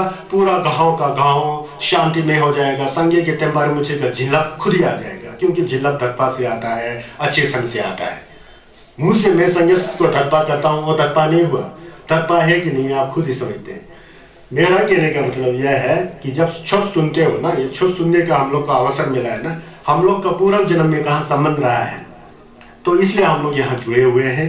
छोट हर कोई व्यक्ति नहीं सुनता है, हम लोग का यहाँ समागम हुआ है। जो मैं कह रहा हूँ उसको अच्छी तरह से सुनो, मन में रखो और अपने व्यवहार में लाएगा। तो छोस का जो संगे चुमने का दुचिता का सुंग है, अमृत वाणी है, जो अमृत जहर को खत्म करके पूरा अमृत महल बना देता है। वो जहर क्या है? वो जहर क्या है? वो दुख क्या है? किस जहर का बात कर रहा हूं मैं? हमारे अंदर जो गलत विचार है, उस गलत विचार से हम खुद भी दुखी हो जाते हैं, दूसरे को भी दुखी कर देते हैं, पूरा गांव वालों को दुखी कर देते हैं, पूरा राज्यों को दुखी कर देते हैं, पूरा देश को दुखी कर देता है। उस जहर क्रोध, लोभ, दोछा, शैतान, तिमुक, ठतो, नजल, ईर्ष्या, द्वेष, काम, राग जो भी है, उन सभी को नष्ट करने का जो अमृत का जो एक वाणी है, बुद्ध वाणी जो मैं कह रहा हूं, ये इस वाणी को आप अपनाओगे ना, वो जहर खत्म होते जाएगा। जितना क्रोध और लोभ खत्म हो जाएगा, फर्क नहीं पड़ता आप अमीर या गरीब हो, लेकिन आप में एक शांति में एक एहसास आ जाएगा। वाह, अतुल्य है संगेस का झिल्लक, उसी को झिल्लक कहते हैं। समझ गया? झिल्लक का मतलब कोई थोड़ा सा पानी लेके यहाँ दिया, सिर में लगा, वो तो एक साधन है, उसका मैं निंदा नहीं करता हूँ, एक साधन बनाया गया है। लेकिन असली झिल्लक तो मन से जाना जाता है, असली धप्पा तो मन में आता है, असली छुस्पा है या नहीं तो मन में आता है। चाहे माने लकोर सोने का हो, चांदी का हो, लकड़ी का हो, फर्क नहीं करता है। आपका मन कोयला हो तो कोयला ही है, कोई फर्क नहीं पड़ता है मन में। लेकिन कोयले के अंदर से हीरा निकाला जाता है, इस कोयले रूपी मन को साफ करके हीरा को ले लो। वही बुद्धवाणी का मेन उद्देश्य है, वही संगीत का सुन था, इसको जानना चाहिए। थे सम गम सुम, वह बुद्ध वचन को सुनो, अच्छी तरह से सुनो, सुनने में आपको पुण्य मिलेगा। इसलिए कहते हैं कि बुद्ध वाणी को सुनने से भी पुण्य मिलता है। उसको स्वयं में रख करके नौसम लगा के मन में चिंतन करने से उससे ज्यादा ही पुण्य मिलता है। बीच में भी पुण्य मिलता है सोचते समय, बाद में उसका ढेबू आपके अंदर आ जाता है तो उसका भी पुण्य मिलता है। इसलिए तो कहते हैं धम्पे छीने थोमरा गेवा भरदो गेवा थमरा गेवा, सुनने में भी पुण्य, मनन करने में भी पुण्य। कम करेगा तो कहना ही जाएगा, फिर तो आप जान गए धर्म को, फिर तो हट के वापिस आ ही नहीं सकते और बस धर्म में लगे रहोगे। तो इसका मतलब जो मैं बता रहा हूं उसको श्रद्धा मन से, अच्छी मन से सुन लो, आपके लिए फायदा होगा। आप धर्म को समझ लेंगे तो आप आगे 10 आदमी को फायदा करेंगे, वो 10 आदमी समझ लेगा तो 100 आदमी को फर्क आएंगे। तो संघ के टेम्पर बचे, लोक कल्याण के लिए जो संघ ने मोलम रखा था वो मोलम सिद्ध हो जाएगा, खुद का भी कल्याण, लोगों का कल्याण, सबका भला हो जाएगा। यही संघ चुनने देगा उद्देश्य था। भगवान बुद्ध का टेम्पर रिम्पोछे जो दमला जो है सागर की भांति है, श्री गैसों की तरह बहुत है, बड़ा है, सागर की भांति है। लेकिन मेरे जैसे मंद बुद्धि है खेम्पो, उससे एक ड्रॉप ही निकाल के आपको पिलाने में क्षमता रखता हूँ, वो भी है। लेकिन आप उसको पीना आए आपको तो फिर आप समझ जाओगे बहुत धर्म, समझ गए ना। तो ये मैं कहना चाहता हूँ। तो सब जो है स्वयं चेचिक रख करके मन में जो है दर्पा दमसित का भावना रख करके एकदम टकटकी लगा के, फर्क नहीं पड़ता कोई बगल में बात कर रहा है तो करने दो उसको। जब आप उसको बात नहीं करेंगे ना वो खुद ही रुक जाएगा। वहां बात कर रहा है, एक करेगा, 2 करेगा, 3 करेगा, पूरा वातावरण दूषित हो जाता है, फिर वो अशांत में हो जाता है। शांत में करना अपना, आप शिथिल रहो तो दूसरा भी है, ये तो शिथिल है, मुझे भी शिथिल, तीसरा है ये तो शिथिल, सब शिथिल होकर के सुनेगा। एक गप्पे मारेंगे सब, फिर वो बस माहौल जो है वो नींद आते समय खर्राटे भरते हैं ना, वो माहौल हो जाता है, उसको नहीं बनाना है। ठीक है जी। मैं उसके बाद चलता हूँ। कल मैं कहाँ तक बोला था मैंने, कल मैंने जो है 13 तक मैंने वो किया था, इसका व्याख्या किया था। हम लोग शेटिंग पढ़ रहे हैं। शेटिंग का मतलब मित्र, टिंग का मतलब पत्थर। मित्र के प्रति पत्र लिखा था आचार्य नगार्जुन ने, क्योंकि वो राजा बन गए थे, उनका मित्र, उनके मुलम के अनुसार उस राजा को एक पूरा संगे चुमनेन देगा जितना भी दमना है, दमसे के खमसुम खुरवा दूंगा जी जमसों से मुक्त होने के लिए, इस भाव सागर दुख सागर से मुक्त होने के लिए वो किया था। ये उन्होंने बनाया, जो है उन्होंने टारगेट बनाया अपने मित्र राजा को। लेकिन इससे हम लोग बहुत शिक्षा ग्रहण कर सकते हैं। इसमें संगे चुमनेन दे के छुस का सब चीज इसके अंदर है, तो उसको हमको सुनना है। कल थोड़ा सा मैं दोबारा बताऊंगा आगे से। पहले वहां गया था ना, सेरना योजू छकतांग यमले दांग वंबे मजल तोछा शितांग दांग हरितांग जूतम थेपा लांगचो दांग वांगथंग छेवे झकपा धजिन जिक बोलते हैं। तो कल बताया था ना मैं, जैसा कि सेरना का मतलब क्या होता है, कंजूसी। कंजूसी होता क्या है, जब हम लोग वस्तु को इकट्ठा करते हैं तो बड़ा मेहनत परिश्रम से इकट्ठा करते हैं ना। इकट्ठा किया, उसको खुद भी नहीं खाया, दूसरों को भी खिलाया नहीं, वो कहीं स्टोर के अंदर सड़ रहा है। सड़ते हुए भी किसी भूखे को खाना देना से हम लोग कतराते हैं। जो वस्त्रहीन है उसे वस्त्र देने से हम लोग कतराते हैं। इतना आसक्ति आ जाता है, खुद भी नहीं खाया, चूहा खा रहा है, यहाँ को जो कर रहा है, तो कमाया बहुत परिश्रम से, लेकिन त्यागने में प्राणी छूट जाता है। मेरा जान जाए तो कोई बात नहीं, मैं जो है इसको मैं खर्च करने वाला नहीं हूँ। इस तरह से कंजूस नहीं होना चाहिए, समझ गए। तो ये कंजूसी इस तरह का होता है। कंजूसी मत होना बोल रहे हैं राजा को, हमको सीखना चाहिए कि हमको कंजूस नहीं करना चाहिए। अब दूरता बोलते हैं, योजू बोलते हैं दूरता। अपने देशों को, दूरता क्या होता है, दूरता जो है अपने दोषों को जो है क्या कहते हैं, अपने दोषों को छुपाने के लिए झूठ मूठ का जो कहानी बनाते हुए मैं तो सही हूँ जी, वही गलती है जैसा करके दुरुस्त का काम करते हैं ना। हम लोग हमेशा करते हैं ना, मेरा बात सही है उसका बात गलत है। अपने अंदर यंदेन कुछ होता ही नहीं, खुद को यंदेन वाला जैसा बनाते हैं, गुणवान जैसा, दूसरों को क्यों लगाते हैं। इसको भी छोड़ना बोल रहे हैं, ये बहुत अच्छी चीज नहीं है। और वंचना बोलते हैं, उसको बोलते हैं ना धोखा देना, क्योंकि मिथ्या गुणों को दिखला करके खुद के अंदर वो गुण है ही नहीं है। झूठ मूठ का मैं ऐसा हूँ वैसा हूँ करके ऐसा दिखला करके लोगों को ठगना, ये काम नहीं करना बोल रहे। ये लोगों का ठगने का काम नहीं, अपने पास वो गुण वो चरित्र, वो व्यवहार नहीं होते भी वो है जैसा करके दूसरों को ठगना, ये ठीक नहीं है बोलते हैं। फिर आसक्ति तो जानते हैं, नहीं करना बोलता है। पुण्य के कार्य में जो करते जाओ उसका फल मिलेगा।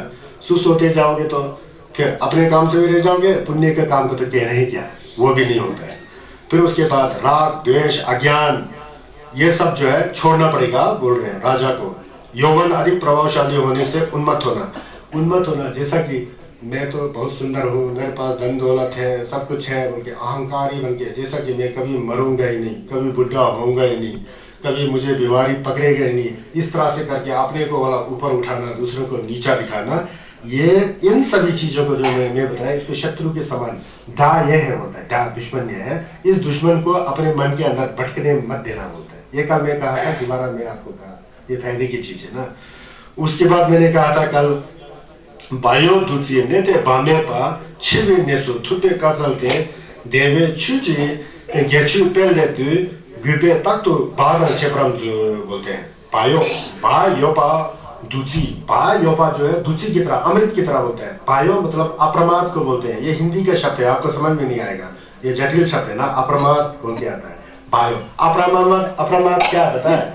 लोभी नहीं होना, क्रोधी नहीं होना, मन को साफ सुथरा रखना और मेहनत करके पुण्य को कमाना, क्योंकि पाप करेगा तो मैं गिर जाऊंगा, लोगों की नजर से गिर जाऊंगा और अगले जन्म के लिए भी मुझे फायदा नहीं होगा। इस तरह से सोच विचार करके अलोभी होना, अद्वेषी होना, अक्रोधी होना, अमोह होना, मणिपा को नहीं आने देना, क्रोध को, शैतान दोषा को नहीं आने देना, मन को जहां तक हो सके इसका मन को रक्षा करते हुए पुण्य की ओर प्रयत्न करना, इसको भायो बोलते हैं, उसको अप्रमाद बोलता है हिंदी में। कहते हैं कि ये रास्ता बुद्ध ने सिखाया बोलता है, ये अमृत पद देने वाली गुण है बोलता है, इससे अमृत पद मिलेगा। अमृत मतलब क्या है? निषेध है ना, मृत मतलब मरना, नहीं मरने वाला स्थान पर ले जाने वाला। क्या है ये? भायो अप्रमाद जो है, लोभी ना होना, द्वेषी नहीं होना, अज्ञानी नहीं होना और प्रयत्न करके सेवा सक्ष करना, ये अमृत पद को देने वाला। अमृत पद क्या है पता है? संगस का गोभंग है, समझ गए ना?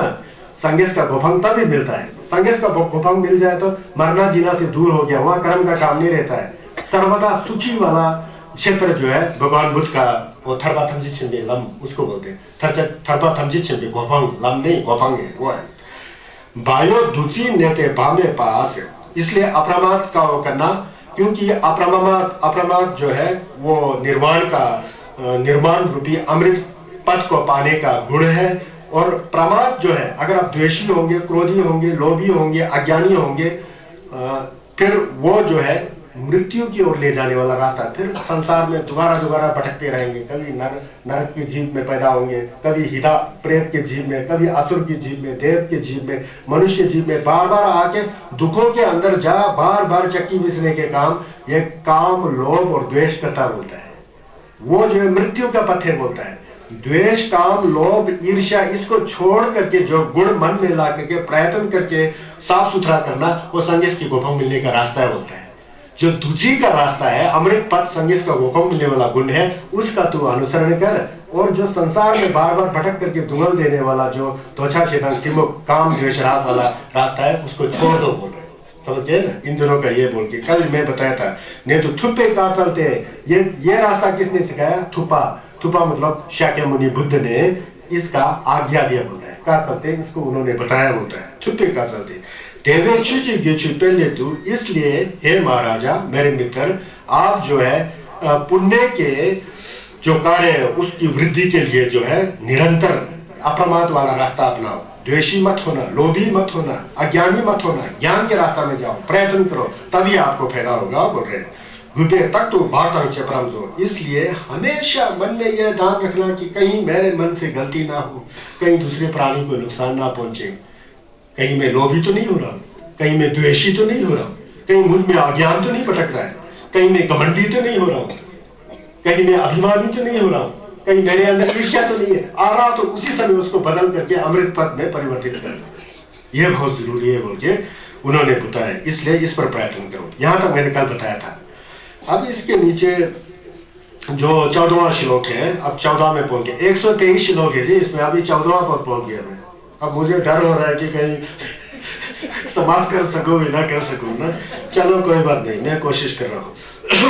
इसके बाद 당시 원체 밤에 줄발에 친에 바당 템프라 줄대양 다와 틴달타브로 남제ते गावो सोठेंग थोंदेन देजेशन, इसमें बहुत समय लग जाता है।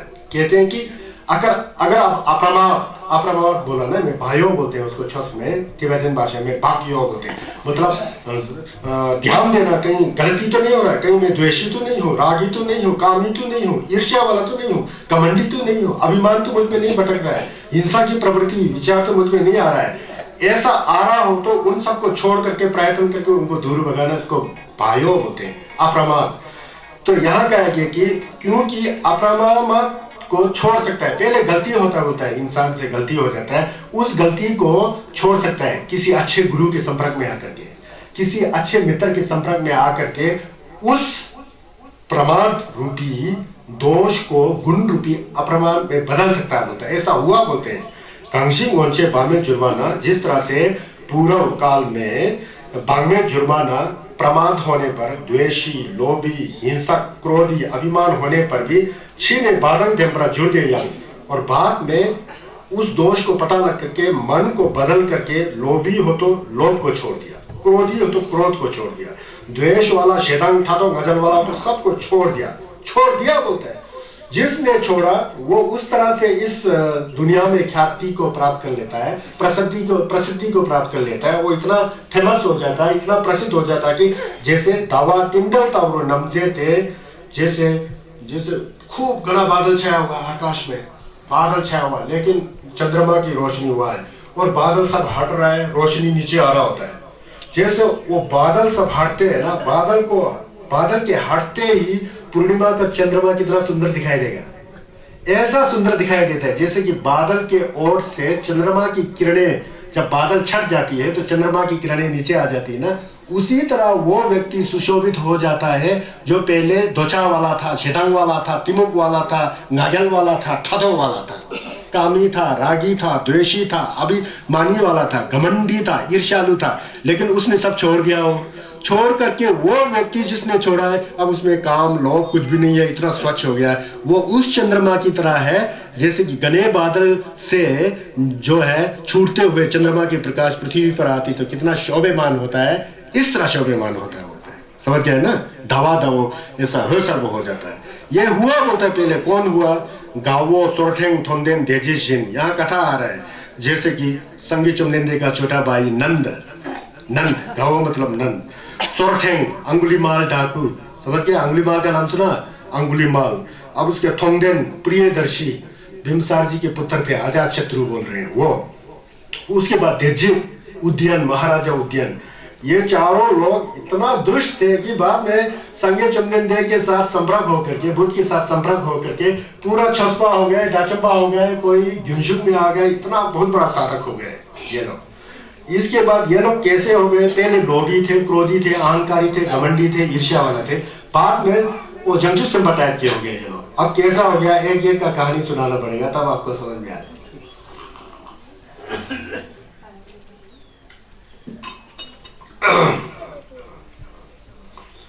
यदि कोई पूर्व में रागी द्वेषी होने पर भी पश्चाताप करके वो लोभी, क्रोधी और अहंकारी से मुक्त हो जाए तो वो इस तरह हो जाता है कि बादलों की ओर से निकलते हुए चंद्रमा की भांति सुशोभित होता है, जैसे नंद, उंगलीमाल, अजातशत्रु एवं उद्यन। चलो अब नंद जी का कथा सुनाता हूँ। नंद कौन थे? नंद, इनको चुंगाओ बोलते थे, पिछले साल भी मैंने बताया था। चुंगाओ जो है, भगवान बुद्ध जी का जन्म कपिलवस्तु में महाराज शुद्धोधन के घर में हुआ था ना जी। उनके माता जी का नाम माया देवी, चुंठुल लंगजे बोलते हैं, माया देवी थी। 7 साल के बाद माता जी का देहांत हो गया। 7 साल नहीं, 7 दिन के बाद। 7 दिन के बाद संगी चुमगेंदे का मयूम का देहांत हो गया। उसके बाद उनका पालन पोषण जो है शुद्धोधन की छोटी रानी यानी कि माया देवी खुद की सगी बहन प्रजापति गौतमी बोलते हैं, उन्होंने जो है भगवान बुद्ध का पालन पोषण किया। वो बड़े हो गया, पूरा पालन, यहाँ तक कि अपना पुत्र जो नंद बोल रहे हैं ये प्रजापति जी का पुत्र है, महाराज शुद्धोधन की छोटी रानी के पुत्र हैं प्रजापति। इनका पालन पोषण जो है अपनी दासी को देख करके भगवान का पालन पोषण पूरा प्रजापति गौतमी ने किया था, क्योंकि उनका माता नहीं थी ना, वो गुजर गया। अब प्रजापति गौतमी जी का पुत्र का नाम नंद है, मतलब उनकी चाची का लड़का, बाप एक ही है शुद्धोधन, ये नंद हुआ थे, नंद है ना। नंद कैसे से नंद है उनका नाम। ये जो है उनका एक पत्नी थी, पत्नी का नाम सुंदरिका, सुंदरिका नाम की पत्नी थी। इतना पत्नी से प्यार करते थे कि एक सेकंड के लिए भी पत्नी से वियोग नहीं हो पाता, एक सेकंड के लिए भी पत्नी से वियोग, क्योंकि बहुत सुंदर ही थी, यही थी। तो भगवान बुद्ध उन दिनों में कपिलवस्तु नगर में आए थे, अपने पिता के बुलावा पर कपिलवस्तु नगर में आए थे। तो बुद्ध ने सोचा मेरा भाई है नंद, वो तो इतना आसक्त वाला है कि अपने पत्नी को एक क्षण भी छोड़ नहीं सकता, इतना ज्यादा आसक्ति भी क्या है। अब मौका आ गया कि उसको दुलसी करने का, उसको छसवा बनाने का मौका आया। भगवान बुद्ध अपना सोच रहे हैं। फिर इसलिए उन्होंने अपने चेले कुंगाओ जी से कहा, आनंद जी से, देखो आनंद, कल मुझे अपने भाई के घर जाना है संयम लेने। उस समय भगवान बुद्ध जी संयम के लिए जाते थे, भिक्षा मांगने। संन्यास का वो है ना, हाथ में ऐसा काला जैसा फूल, वो लेके दरवाजा पर खड़े होते थे, लोग दान देते थे, चाहे जो भी मिले उसको खा करके खुशी हो जाते थे और ध्यान में बैठते थे बुद्ध। तो उन दिनों में जब संयम का बारी आया तो 11-1 बजे वो अपने भाई के घर की तरफ गया। जब भाई के घर के दरवाजे पर बुद्ध खड़े हो गए, उनके जो भगवान के शरीर से जो रश्मियां निकलती थी, रश्मियां होता है होजर बोलते हैं ना, होजर, लाल पीला ग्रीन ऐसा होजर ना होता है, 5 प्रकार के रश्मि, वो रश्मियां दरवाजे के अंदर जाके पूरा घर में आच्छादित हो गया, फैल गया। तो हैरान हो गया, वो दोनों अंदर बैठे हुए थे, साथ ही सुंदरिका और नंद, भगवान बुद्ध के बेटे। कौन है बात देखने, तो जा कहीं बुद्ध तो नहीं है, देखो दरवाजा खोल के, तो भगवान बुद्ध दरवाजे पर खड़े कुंगाओं के साथ, वो लुंगजेब लेकर के खड़े हुए हैं। फिर खड़े हो गए, फिर अंदर भी बुला भी नहीं सकता, वो बुद्ध हड़बड़ा गया, भगवान बुद्ध के भाई थे ना, तो हड़बड़ा गया। फिर संयम के लिए यहाँ पर 2 तरह का है, दूसरे ढंग से बताऊंगा। अब संयम के लिए आए हो तो लुंगजेब में कुछ भर करके भगवान को अर्पित करना पड़ता है। उसने तुरंत भगवान बुद्ध के लुंगजेब को लिया, अंदर लिया, अंदर ला करके फिर उसमें दाल चावल वगैरह क्या क्या होता है पता नहीं, उस समय जो संगेस को फुलशी करना है, फल फ्रूट जो भी हो, लुंगजेब को भर करके बाहर आ गया। तो बाहर आते समय सुंदरिका को फिक्र हो गया कि कहीं यह भिक्षु तो नहीं हो जाएगा, वो बड़ा डर गई होगी, एक दूसरे से बड़ा प्यार करते थे वो लोग, है ना जी, 1 मिनट के लिए चल। तो उसने कहा सुंदरिका ने, देखो तू बाहर जा रहा है भगवान के संपर्क में, भगवान का तो बहुत चमत्कार होता है, कहीं तू उनके साथ ही ना जाए। तो सुंदरिका ने एक गीला सा टीका लगा दिया यहाँ पर, ये इस टीका के नहीं सूखने से पहले वापस आ जाना, इस टीका लगा दिया ना एक गिला, इस टीका के नहीं सूखने से पहले, तिलक से नहीं वापस आ जाना, नहीं तो तेरे से 500 कर्षा पाना, 500 स्वर्ण मुद्राएं लूंगा, ये दंड है तेरे लिए, पक्का आऊंगा सुंदरिका, तू फिक्र मत कर, मैं जा रहा हूँ भगवान के पास। और बाहर गए तो लुंगजेब को देना चाहा, भगवान बुद्ध ने लिया नहीं, भगवान बुद्ध ने लिया नहीं, आनंद को दिया, ये भगवान के, उन्होंने भी लिया नहीं। अब भगवान चलते बने, अब मजबूरी है, तो लुंगजेब को लेकर के भगवान आगे आगे चल रहे हैं, कुंगाओ चल रहे हैं, और आनंद भी पीछे पीछे होना पड़ा मजबूरी में। वो तिलक तुलक सब सूख गया जी, नहीं उस समय वो चल गए आगे, जहाँ पर भगवान बुद्ध जी रहते थे, बिहार में गुम्बा में रहते थे। तो वहां बैठे फिर लाके उसको जाने का लगा हुआ है वापस अपने पत्नी के पास। यहाँ भगवान का आदेश ही नहीं मिल रहा है, आदेश ही, अब तुम जाओ, बोल ही नहीं रहे। फिर भगवान ने उसके मन की स्थिति को जान करके, ये तो बड़ा छटपटा रहा है, फिर तुरंत बोल दिया भगवान बुद्ध ने, क्या तू भिक्षु बनना चाहता है? भिक्षु का मतलब डावा, ये लामा वाला शब्द तो तिब्बत से आया ना जी, उस समय डावा बोलते थे, डावा मतलब भिक्षु। क्या तू गेलोंग बनना चाहता है? गेलोंग बनना चाहते हैं। अब भगवान से डर करके अंदर से, हाँ जी, मन में नहीं था उसको, लेकिन हाँ जी बनना चाहता हूँ।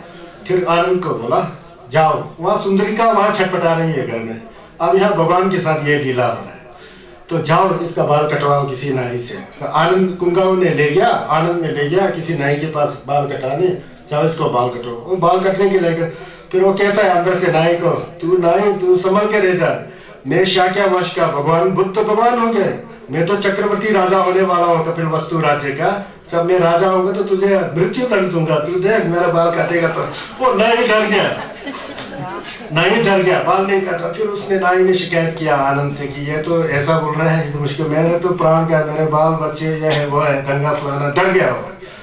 फिर भगवान से शिकायत किया कुंगाओं ने, आनंद जी ने। फिर भगवान ने कहा चल तू बाल काटना तो मैं ऊपर से पानी डालूंगा। भगवान ने खुद पकड़ के ले गए वहां। अब भगवान साथ है, कुंगा हुआ है, आनंद जी ने काट दिया जी बाल से, और भगवान पानी डाल रहे हैं। देखो भगवान की ला पानी डाल रहे।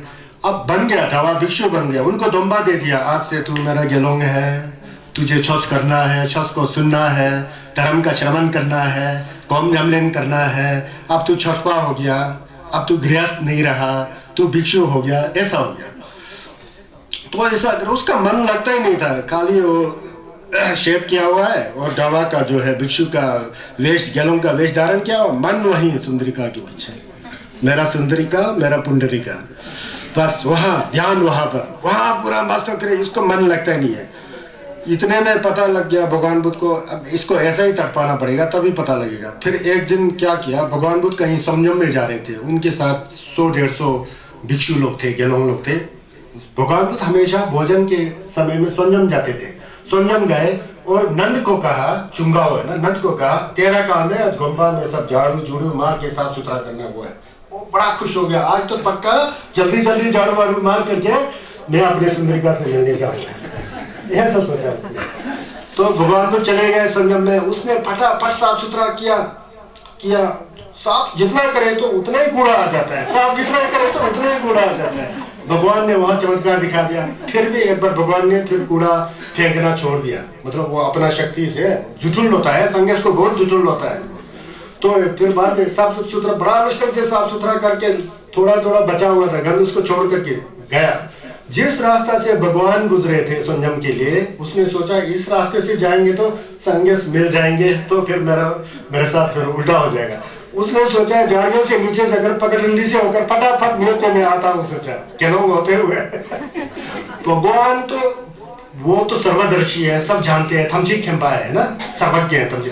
भगवान सब देख रहे हैं, बहुत दूर है, फिर भगवान को सब नजर आ रहा है। उनके पास दिव्य चक्षु है, ज्ञान चक्षु है, चक्षु का मतलब आंख है, देख रहे हैं।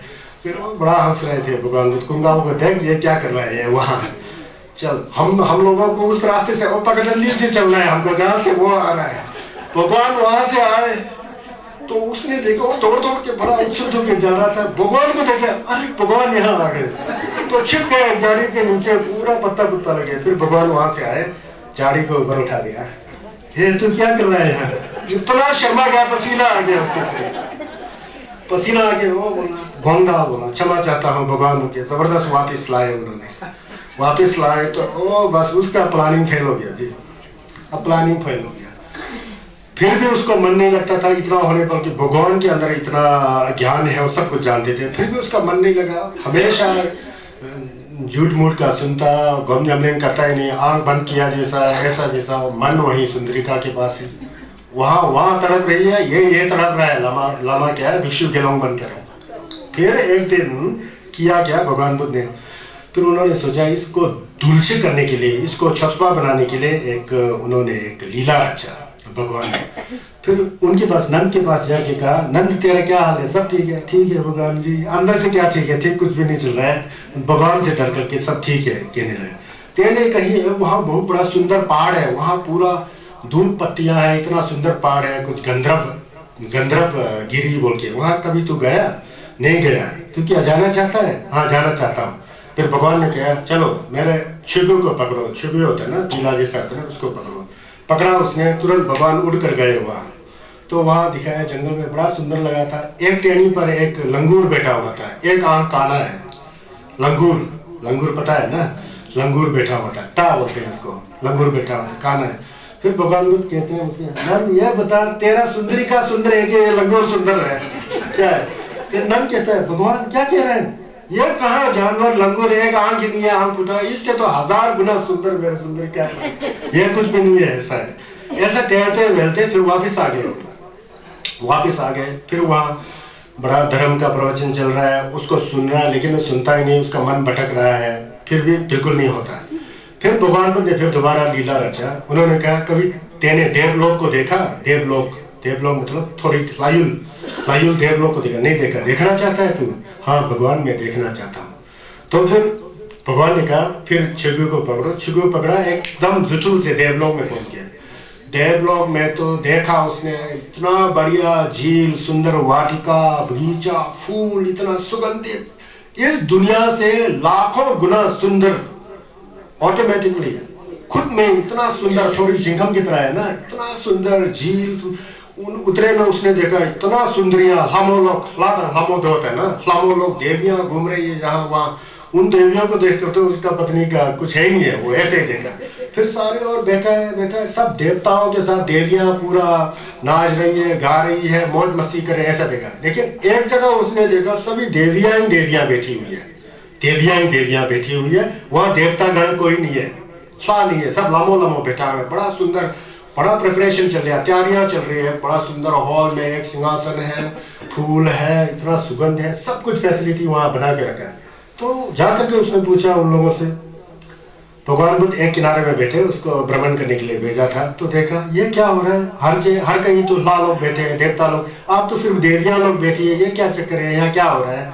फिर उन्होंने बताया आजकल नीचे जम्बूलिंग में, जम्बूद्वीप में संगे चुमदेंदे का भाई नंद है, वही खुद है तो है ना, चुंगा वो नंद है, वो वहाँ छस कर रहा है, अभी तंबी छस को सुन रहा है, कर रहा है, घूम कर रहा है। जब वो मर जाएगा तो मरने के बाद वो छस के गेवा से, पुण्य से इस लायुल में आ रहा है, तो इसीलिए हम लोग इसका तैयारियां कर रहे हैं। वो तो खुश हो गया, गया भगवान के पास। फिर भगवान ने कहा देखो ये सुंदरिया कैसा है, इन देवियों के सामने तेरा पत्नी का क्या है रोल, कौन सा सुंदर है, ये देवियां सुंदर है की तरह। वो तो कहता है कि ये पत्नी है, मेरा पत्नी तो ठीक उसी लंगूर की तरह दिख रहे हैं इन देवियों के बीच में, मेरा पत्नी तो इतना सुंदर है ही नहीं है, मेरे पत्नी से 1000 गुना सुंदरियां ये है, मुझे मेरा पत्नी नहीं चाहिए, इन लोगों के साथ रहना है। अब मुझे छस करना है, मैं मरने के बाद यहाँ आ जाऊंगा। उसका सुंदरी का फेल हो गया वहाँ, वो देवियों को देखकर, लाइयों के देवियों को देखकर, मेरे पत्नी तो उस लंगूर की तरह दिखाई दे रहा है इनके बीच में। तो ये फिर वो नीचे लाया भगवान। उस दिन से उसने खूब पढ़ना शुरू किया जी, तो सब पढ़ना शुरू किया, न्यामलेन करना शुरू किया, घूम भी करना शुरू किया, खूब जोर शोर से घूम करना, क्योंकि उसको लायुल में जाने का आसक्ति हो गया ना, खूब घूम जमने किया। फिर दूसरा ज्ञानों लोग उसको निंदा करते थे, उसका निंदा करते थे, देखो ये किसके लिए छस कर रहा है, लायुल जाने के छस लिए निंदा कर रहा है, कुर्बा कैसे कर रहा है सब, क्योंकि छस जो है थर्बादन के लिए, बुद्ध की प्राप्ति के लिए, जंगचुस्तंबा बनने के लिए, लायुल में जाने के लिए छस नहीं है ना वैसे, लेकिन वो लायुल में जाने के लिए, देवलोक में जाने के लिए छस कर रहा है। फिर लोगों ने बड़ा, फिर उसने कहा कि शिकायत किया बुद्ध से कि ये लोग सब, हाँ सभी लोग मुक्ति के लिए छस कर रहे हैं, तू लायुल के लिए छस कर रहा है, इसलिए उनको अच्छा ही नहीं लगा, ऐसा है, ऐसा बोल दिया, यहाँ ऐसा हो। फिर उसके बाद फिर बुद्ध ने सोचा अब इसको नरक दिखाना चाहिए, नरक है ना, जलवादी, चल कभी तेरे नरक देखा नहीं, दिखा जी, नरक जाना। फिर चिगू को पकड़ा, फिर भगवान बुद्ध वहां से फरार हो गया अपने दिव्य शक्ति से। अब नरक में पहुंच गया, नरक में देखा तो इतना डर गया कि इतना बड़ा बड़ा पतीला में पानी उबल रहा है, उसके अंदर आदमी को डाल करके तुकवा जैसा बना रहा है, वो हड्डी भी नहीं रहता, हड्डी भी पूरा उसमें गल जा रहा है, ऐसा ऐसा ऐसा ऐसा देखा। वो शिंजे होता ना, यमराज के दूत लोग, यमदूत, शिंजे लेखेन बोलता है, खूब बिजी है यहाँ, सभी जगह काम हो रहा है। एक जगह जो है बहुत पतीला के, बहुत बड़ा पतीला के अंदर पानी उबल रहा है, वहां कुछ भी ऐसा ही सिर्फ तैयारियां हो रहा है, वहां कुछ भी नहीं है, सिर्फ तैयारियां हो रहा है। फिर उसने पूछा कि ये सब तो हो रहा है, तो बुद्ध एक जगह बैठे थे, उसको देखने के लिए भेजा था वैसे ही ना, तो एक जगह फिर उन्होंने पूछा कि ये सभी जगह तो आप लोग इतना ये कर रहे हैं, इतना इन पापियों का हो कर रहे हैं, लेकिन ये खाली पतीला में जो उबल रहा है, जो ये किसके लिए तैयारियां हो रही है।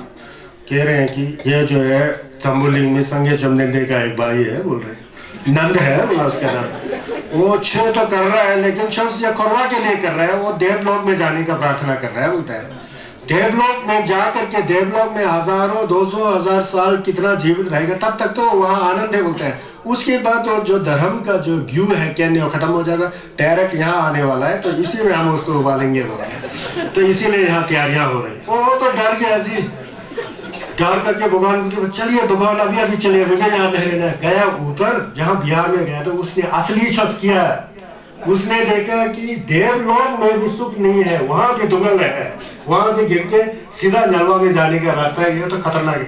उस दिन से उसका मन लग गया, सब भूल गया जी, सुंदरी का घर गृहस्थ रात पाठ सब भूल करके उसने, उस दिन से उसका मन टिक गया, ले जान गया ना, टिक गया तो छस किया, जमलेन किया, ऐसा जमलेन किया कि टचोपा हो गया।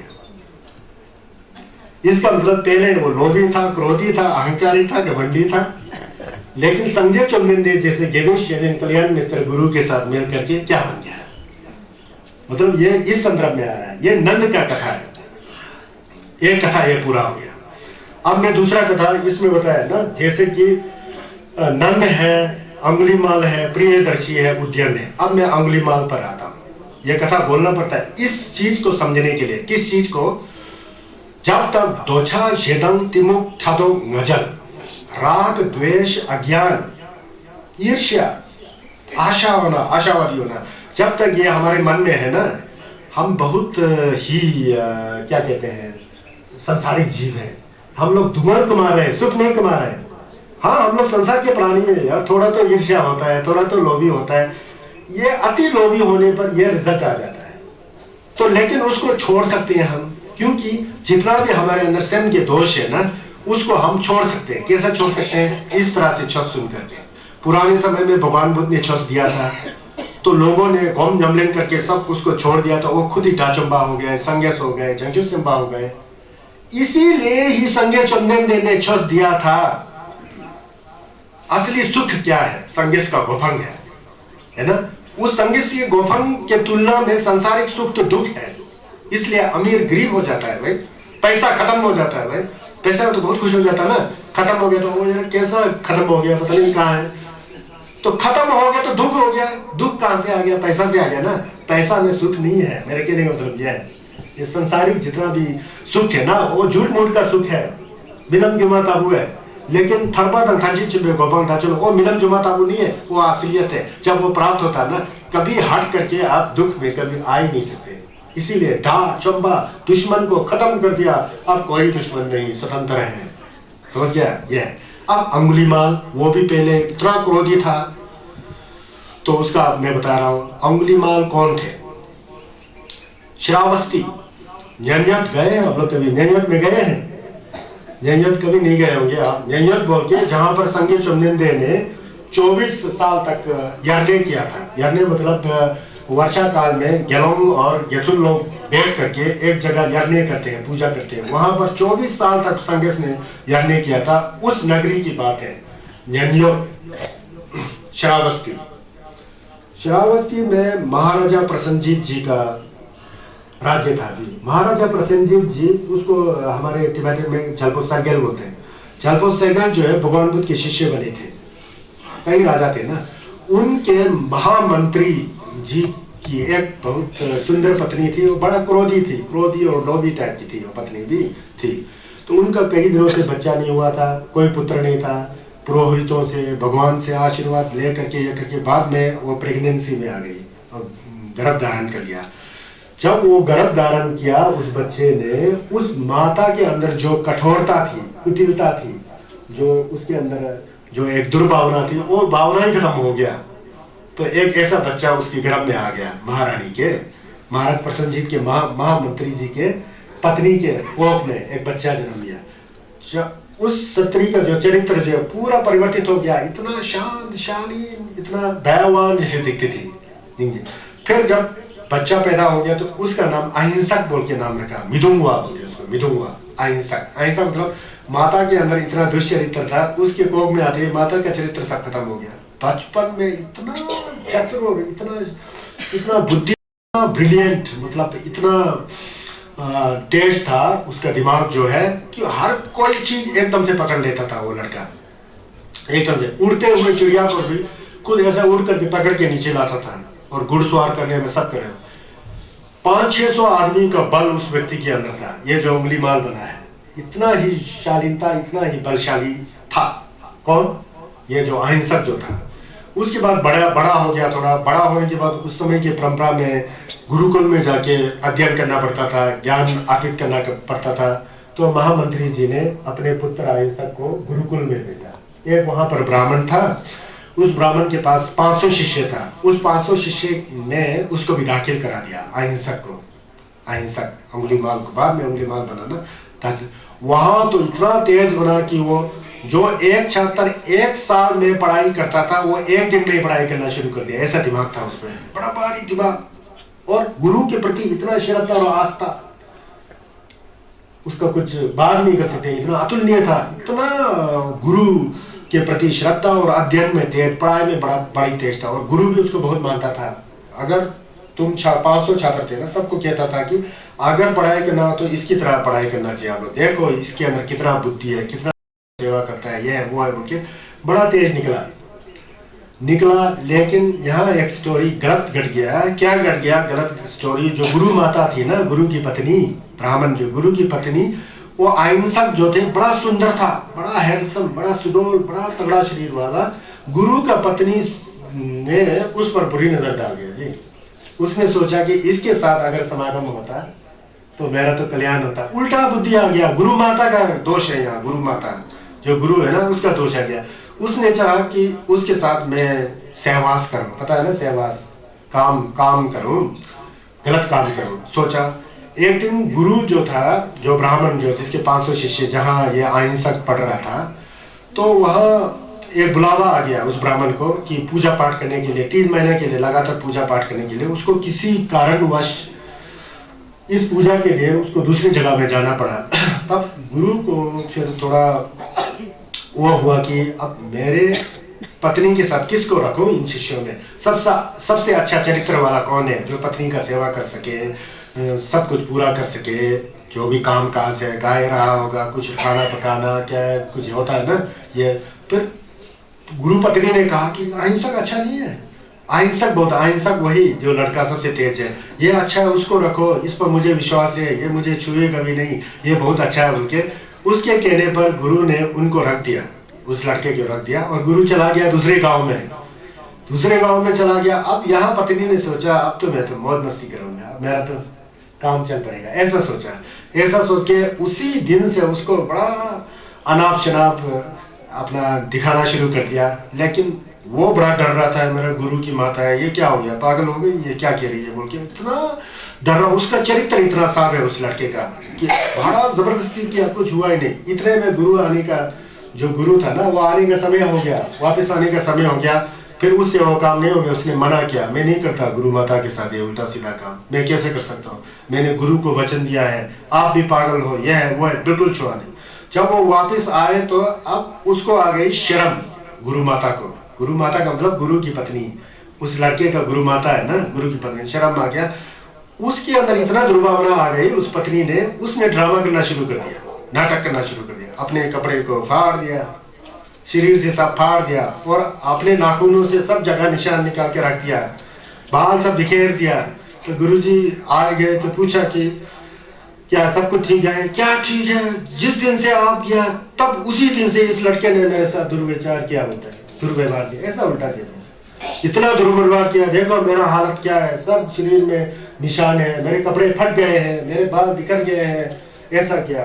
वो ठाटक से, ईर्ष्या से, उसने नहीं सुना ना तो उसको उल्टा ही डाल दिया। अंगुलीमाल वैसे बहुत अच्छा व्यक्ति था, ऐसा कर। फिर गुरु के पास ज्ञान नहीं था उसको समझने में, गुरु ने सोचा ये हकीकत में है, तो गुरु अंदर से बहुत गुस्सा आ गया।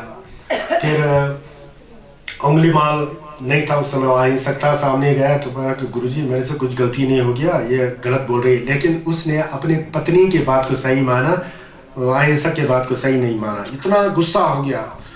फिर बोलता है कि तू बहुत अच्छा लड़का है, तेरे ऊपर मेरा बहुत बड़ा एहसान है, तेरे ऊपर गुरु कृपा है। बोलते गुस्सा होकर के गुरु ने उल्टा बोल दिया, कहता है कि गुरु दक्षिणा के रूप में मुझे तुझसे कुछ भी नहीं चाहिए, गुरु दक्षिणा के रूप में मुझे तुझसे कुछ भी नहीं चाहिए, एक चीज चाहिए, लेकिन वो 1 सप्ताह में होना चाहिए।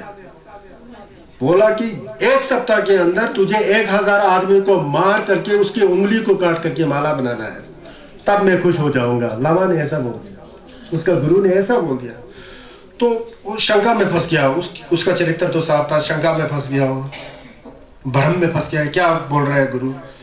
तो उसके बाद यही नहीं किया, उस गुरु ने, उस ब्राह्मण ने एक तलवार जिसमें मंत्र लगा हुआ था, उस तलवार को उसके अहिंसक के सामने ऐसा गाड़ दिया। तो तलवार देखते उसका मन बदल गया जी, मन बदल गया, तलवार उठा दिया, उसका मन चेंज हो गया, पूरा क्रोधी हो गया। तब से तो उसने आदमियों को मारना शुरू कर दिया, मारते मारते 999 तक पहुंच गया। एक आदमी बच गया मारने के लिए, एक आदमी का उंगली चेहरा। वहां माता महामंत्री जी तो सुरक्षितदार गए होंगे, और महामंत्री जी की जो पत्नी थी अंगुलीमाल की माता, उस दिन से वो अंगुलीमाल बन गया, क्योंकि ये दामना उल्टा दे दिया ना।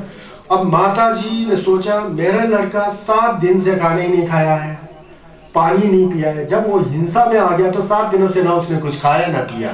लामा ने उल्टा दमना दे दिया, इतना क्रोधी हो गया, उसका मन ही बदल गया।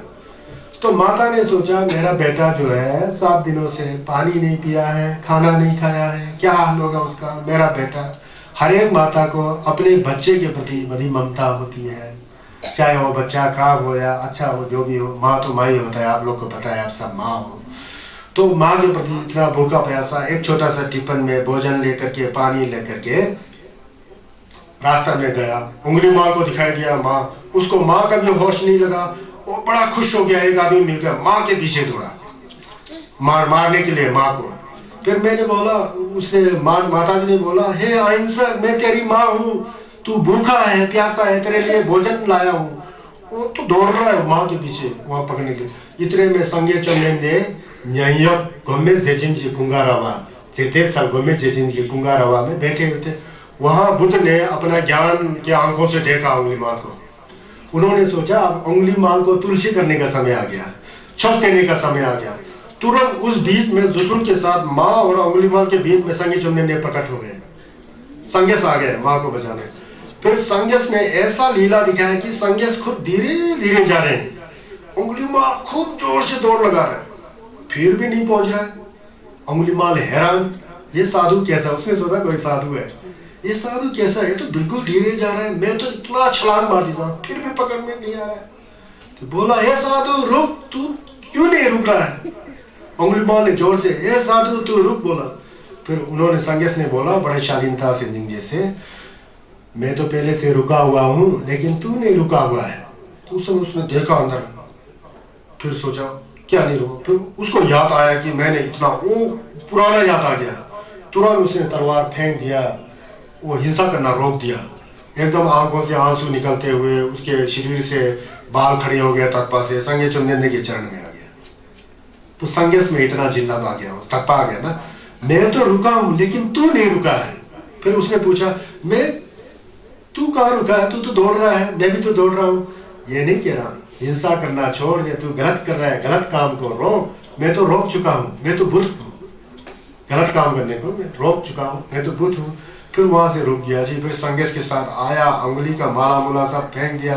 फिर वहां गुम्पा में आया, उसको फिर तोम्बा दिया, वो किया। उसके बाद इतना प्रयत्न करके, इतना घोम जमलन विपश्यना करके, वो करके जो है वो भी क्या हो गए, टाचम्बा को गुम हो गए। बाद में महाराजा प्रसिंजीत सिंह जी को कंप्लेन आया कि एक डाकू जो है इतना आदमी को मार रहा है, आपको कुछ करना चाहिए बोल के वो बुद्ध के पास आए। तो बुद्ध के पास आया कि एक ऐसा डाकू है, उसको वो दमन करना है। उसने तो कमाल करके संगेस ने बताया, उसको मैंने ठीक कर दिया है। तो राजा प्रसिद्ध हो गया, उस तरह के डाकू को आप कैसा ठीक कर सकते हो, वो तो इतना खूंखार है, इतना क्रोधी है। देखो यही है अंगुलीमाल के दिखाया। देखो हर एक व्यक्ति को छस का जिल्लत इस तरह से घुसता है। पहले वो इतना क्रोधी व्यक्ति जिसने अपने माता को भी मारने के लिए कोशिश किया, तो संजय चौमेंदे ने छस दे करके, गुरु से मिल करके, संगत से मिल करके, छस को सुन करके, गौम जबलन कर करके, वो अंगुलीमाल डाकू भी टाचम्बा हो गया जी। समझ गया ना, पहले वो प्रमादी था ना, बाद में अप्रमाद होकर के वो क्या हो गए, टाचम्बा हो गया। ये जो पहले ये चीजें जो है ना, आप लोग को जैसा मैंने नंद का स्टोरी बताया था ना, नंद पहले वाला जो कथा दिखाया था, कंजूर के अंदर है, ये चीजें कंजूर के अंदर है, आपको पता ही नहीं होगा। ये कंजूर में एक कॉन्सेप्ट बोल के आता है, कॉन्सेप्ट का पोती गा में आता है, लेऊ चुकसुम्पा है, और पेज नंबर 205 में देखो मिलेगा तुरंत। कंजूर में, कंजूर पढ़ाते हो, कंजूर में क्या है आप तो किसी से पूछा ही नहीं हो, ये कंजूर के अंदर है कथा। जो अंगुलीमाल का है ना, अंगुलीमाल वाला स्टोरी भी, ये भी जो है कंजूर के अंदर है। 2 जालून बोल के आता है कंजूर के अंदर, 2 जालून के अंदर देगे परमा में आ है, आ के 36वां उसमें है, 36 लेव में है। ये सब कंजूर के अंदर है, समझ गए ना। हाँ, हम लोग कभी कभी आस्था चैनल देखते हैं ना, तो हिंदू वालों का बड़ा होता है, कथा भागवत हो रहा है, देखो हमारा भी कर सकता, नहीं कर सकने वाला कोई लामा जी हो, टेम्बो जी हो, तो हमारे पास सब कुछ है ना। ये अंगुलीमाल वाला जो स्टोरी जो है वो चला गया। अब उसके बाद नंद का क्या हाल था, वो कैसा धर्म में आ गया पता लगा ना। अंगुलीमाल क्या थे, वो कैसे धर्म में आया वो पता लगा। अब उसके बाद प्रियदर्शी था। देखिए ये ग्यालवे खाप है। ग्यालवे खाप में आप गए कभी? राजगृह में, नालंदा के सामने राजगृह। ग्यालवे खाप का राजा संगे चंदेल के बहुत बड़े लोमा थे, उनका नाम था बिंदुसार। भगवान बुद्ध के शिष्य थे। बिंदुसार नहीं, बिंबसार। बिंदुसार तो अशोक जी के फादर थे ना। तो बिंबसार जी का एक लड़का था राजकुमार अजातशत्रु। अजातशत्रु का ऐसा भविष्यवाणी किया हुआ था कि उसने क्या है, ज्योतिषियों ने, क्योंकि ये बेटा जो है आपको बाद में जो है बड़ा पंगा करेगा, तो इसलिए बिना जन्मने से पहले ज्योतिषियों ने भविष्यवाणी कर दिया, जन्मने से पहले ही पिता के शत्रु की तरह बन गया ना, इसलिए अजातशत्रु उनके नाम पड़ा। लेकिन उस नाम को छुपा करके पिताजी ने उसको प्रियदर्शी बना दिया, नाम प्रियदर्शी लगा था। यह प्रियदर्शी जो है राजगृह ग्यालवे खाप के राजा किसके, बिंबसार के बेटे थे। और इसने क्या कार्य किया कि आपको पता है कि भगवान बुद्ध का दूसरा भाई देवदत्त, दुर्लभ बोलते हैं ना, देवदत्त, वो देवदत्त भी भिक्षु बना था। जैसे ही बचपन से लेकर ही देवदत्त जो है भगवान बुद्ध का दुश्मन ही रहा था। एक बार आपने कहीं स्टोरी पढ़ा होगा, कहीं बगीचा में थे भगवान बुद्ध, है ना, बगीचा में थे तो घूम रहे थे। भगवान बुद्ध तो बचपन से ही दयावान थे, करुणावान थे, निंजे था उनके अंदर, लेकिन देवदत्त में क्रूर था। उसने उड़ते हुए हंस को मार दिया था, मार करके उसमें तीर घुसा था। तीर को निकालने वाला कौन था? सिद्धार्थ था। तो वहाँ झगड़ा हुआ था। फिर बाद में मारने वाले से बचाने वालों का हक ज्यादा बोल करके वो जो फेवर जो है सिद्धार्थ के उसमें गया था, वहाँ वो बच गए थे। ये बचपन से ही संघर्ष का दुश्मन जैसा था। ये जो देवदत्त को जो है डाल बना करके अजातशत्रु ने भगवान बुद्ध के साथ वो दुश्मनी किया था इसने। तो इसने क्या किया, अब देवदत्त ने वहां जाकर के क्या कहते हैं अजातशत्रु के, उससे पहले उसने शमथा मेडिटेशन किया। शमथा और विपස්සना है ना, शिने का गम किया। शिने का गम करके थोड़ा चमत्कार जैसा स्थित हुआ। उस चमत्कार को लेकर के अजातशत्रु के पास गया। अजातशत्रु के पास जाकर के उस चमत्कार को उसने दिखाया। उस चमत्कार से अजातशत्रु प्रभावित हो गया। प्रभावित होकर के फिर अजातशत्रु ने बोला मुझको जो है मंदारावा फूल चाहिए। मंदारावा एक फूल का नाम है। गुरुमुखी जी का, खंडोन जी का नाम भी मंदारावा था ना। मंदारावा एक देवलोक में बहुत दुर्लभ फूल है। वो हर किसी को नहीं मिलता है और उसका दर्शन ही नहीं हो सकता है। दर्शन करने की कोशिश हो ही नहीं सकती है। तो देवदत्त के ऊपर आसक्त होकर के अजातशत्रु ने कहा कि मुझे मंदारावा फूल देखना है, उसको आप ला सकोगे? फिर देवदत्त को तो अजातशत्रु को पटाना था ना बुद्ध के साथ दुश्मनी लेने के लिए, क्योंकि वो बिंबसार जी का राजकुमार है। तो इसलिए वो लायुल में चला गया। जुझुन था इतना उसके अंदर चमत्कार। लायुल में गया, जैसा ही उसने मंदारावा फूल देखा तो उसको लेने के लिए देवताओं से अनुमति लिया। देवताओं ने बोला इसको नहीं ले सकते हो, मंदारावा फूल लेने के लिए तेरे पास सोना में है ही नहीं है, तेरे पास उतना पुण्य नहीं है ही नहीं है, कैसा मंदारावा फूल लेगा? उसके अंदर आया गुस्सा। उसने मंदारावा फूल को पकड़ने का कोशिश किया। जैसे ही मंदारावा फूल को पकड़ा तो नीचे गिर करके ग्यालवे खाप में आ गया, पूरा मुंह मां सब धूल के साथ। उसका जितना भी शक्ति सब खत्म हो गया। शक्ति उल्टी सब खत्म। इतना दुष्ट आदमी था देवदत्त है ना, शक्ति खत्म हो गया। शक्ति खत्म हो गया। अब अजातशत्रु के पास कैसा जरा शक्ति तो नहीं। उसने सोचा अब बुद्ध के संघ को भेद करना चाहिए। बुद्ध का संघ क्या है, संघर्ष का जो केंद्रिम्बा है ना, उसको 2 टुकड़ा में करना चाहिए। उसने बहुत कोशिश किया 2 टुकड़ा करने के लिए, हुआ नहीं। फिर संघर्ष के पास गया कि आपका संघ मुझे दे दो, आप तो बूढ़े हो गए हो, आपसे सुंदर भाषण मैं भी दे सकता हूँ, ऐसा बोल रहा है संघर्ष से, बुद्ध से, तो मुझे दे दो। फिर बुद्ध को गुस्सा आ गया। उनका गुस्सा जो है करुणा का गुस्सा है, सही का गुस्सा नहीं। उन्होंने कहा मेरा शारिपुत्र और महामोदगलियान जैसे शिष्य हैं, इनको नहीं दे करके तेरे जैसे मूर्ख, तू जो है गंदी वस्तु खाने वाला, तेरे जैसे मूर्ख को मैं कैसे ले सकता हूँ? नहीं, उससे ज्यादा ही गुस्सा आ गया उसको, देवदत्त को। फिर गया अजातशत्रु के पास। उसका चेहरा चूरा सब धूमिल हो गया था, इतना दुख था। बोला कि तू मेरा मित्र है, मुझे तुझे सहायता करना पड़ेगा। मेरा मित्र है, मुझे तुझे सहायता करना पड़ेगा, क्योंकि बुद्ध ने मेरा अपमान किया है। और तेरा पिता जो है ना महाराजा जो बिंबसार, वो बुद्ध का असली चेला है। तू ऐसा मत सोच कि तब तेरे पिता जब गुजर जाएगा तो तेरा जो राज्य पाठ जो सब बुद्ध को चला जाएगा, तुझे कुछ भी मिलने वाला नहीं है। इसीलिए तो तेरा नाम भी अजात शत्रु रखा है, ऐसा बोल दिया, कंप्लेन कर दिया, अजात शत्रु रखा। फिर अजात शत्रु, फिर उसने पूरा हिस्ट्री बना दिया, तू पैदा नहीं होने से पहले ज्योतिषी को दिखाया था, तू पिता का दुश्मन नहीं, ऐसा। फिर उसको ज्यादा गुस्सा आ गया अजात शत्रु। देवदत्त और अजात शत्रु जो है मिल करके भगवान बुद्ध को जो है मारने का कोशिश किया, संगेश को मारने के लिए कोशिश। देवदत्त इतना दुष्ट है, उसने जो है मारने का कोशिश किया। उससे पहले जो है अजात शत्रु ने पिता को जेल में डाल दिया, महाराजा को जेल में डाल दिया, ना खाना दिया ना पीना दिया, कि भूख प्यास से गुजर गया जी महाराजा जी। पिता को मार दिया, उसने मार दिया ना। अब बुद्ध को मारने के लिए अब देवदत्त कहता है कि आपका वहां पागल हाथी बांधा हुआ है, इसका नाम नालागिरी है, इस पागल हाथी को शराब, खूब शराब पिलाओ, जहां से भगवान बुद्ध आते हैं उस रास्ते में डाल दो ताकि उसका नमो निशान मिट जाए बुद्ध का। ऐसा किया, आपको पता है ना। फिर उन्होंने हाथी को शराब पिलाया और जहां से बुद्ध आ रहे थे उस तरफ छोड़ दिया देवदत्त ने अजात शत्रु से मिलकर के, और राजा का हाथी था, छोड़ दिया। लेकिन छोड़ करके संगे चुमनिंदे के अंदर ना छल ना कपट ना कुछ भी नहीं। जिंजे छिम्बो चंपा छिम्बो तोम्बा यंग के संगे चुमनिंदे का कोई दुश्मन हो सकता है? कोई है ही नहीं है, दुश्मन किसी से है ही नहीं है। वो हाथी जो है क्या उसने बुद्ध को निचोड़ना, सामने आ गया हाथी, इतना शांत हो गया, भगवान बुद्ध के चरण के ऊपर जाके चरण के धूल को अपने ऊपर डाल रहा है, नीचे छक करते हुए। दापा चुनिए के अंदर क्या ग्यालबे खतु लंगशन योंबा तुल यंगबा चंदू तेउ ढंग से बुल आता है। जलबे खतु लंगशन योंबा तुल, ये है स्टोरी। ये लंगशन योंबा को पागल हाथी को वहां भेजा था, लेकिन बुद्ध के सामने वो नमस्कार कर लेता है, कुछ भी नहीं, फेल हो गया, प्लानिंग नहीं कर सका ना।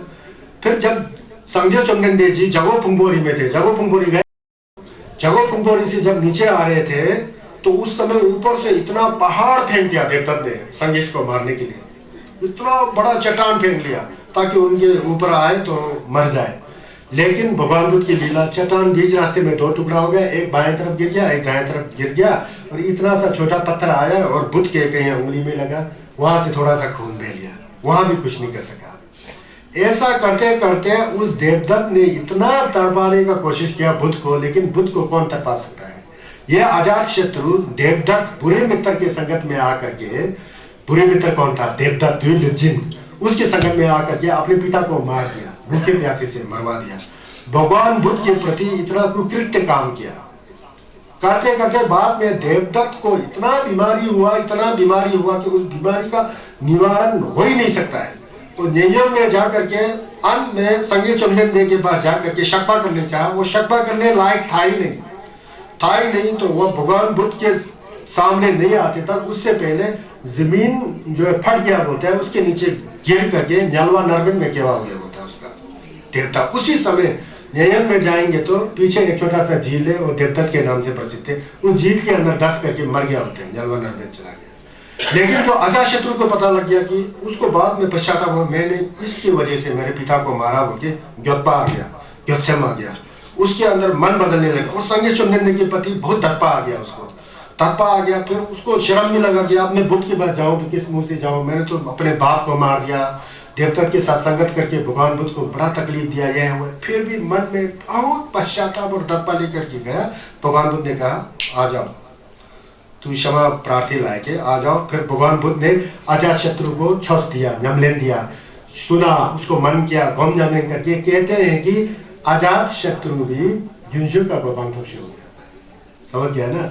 ये मतलब क्या है पता है? ये इन कथाओं में क्या है, बुरे संगत में जाके बुरी संगति हो जाता है।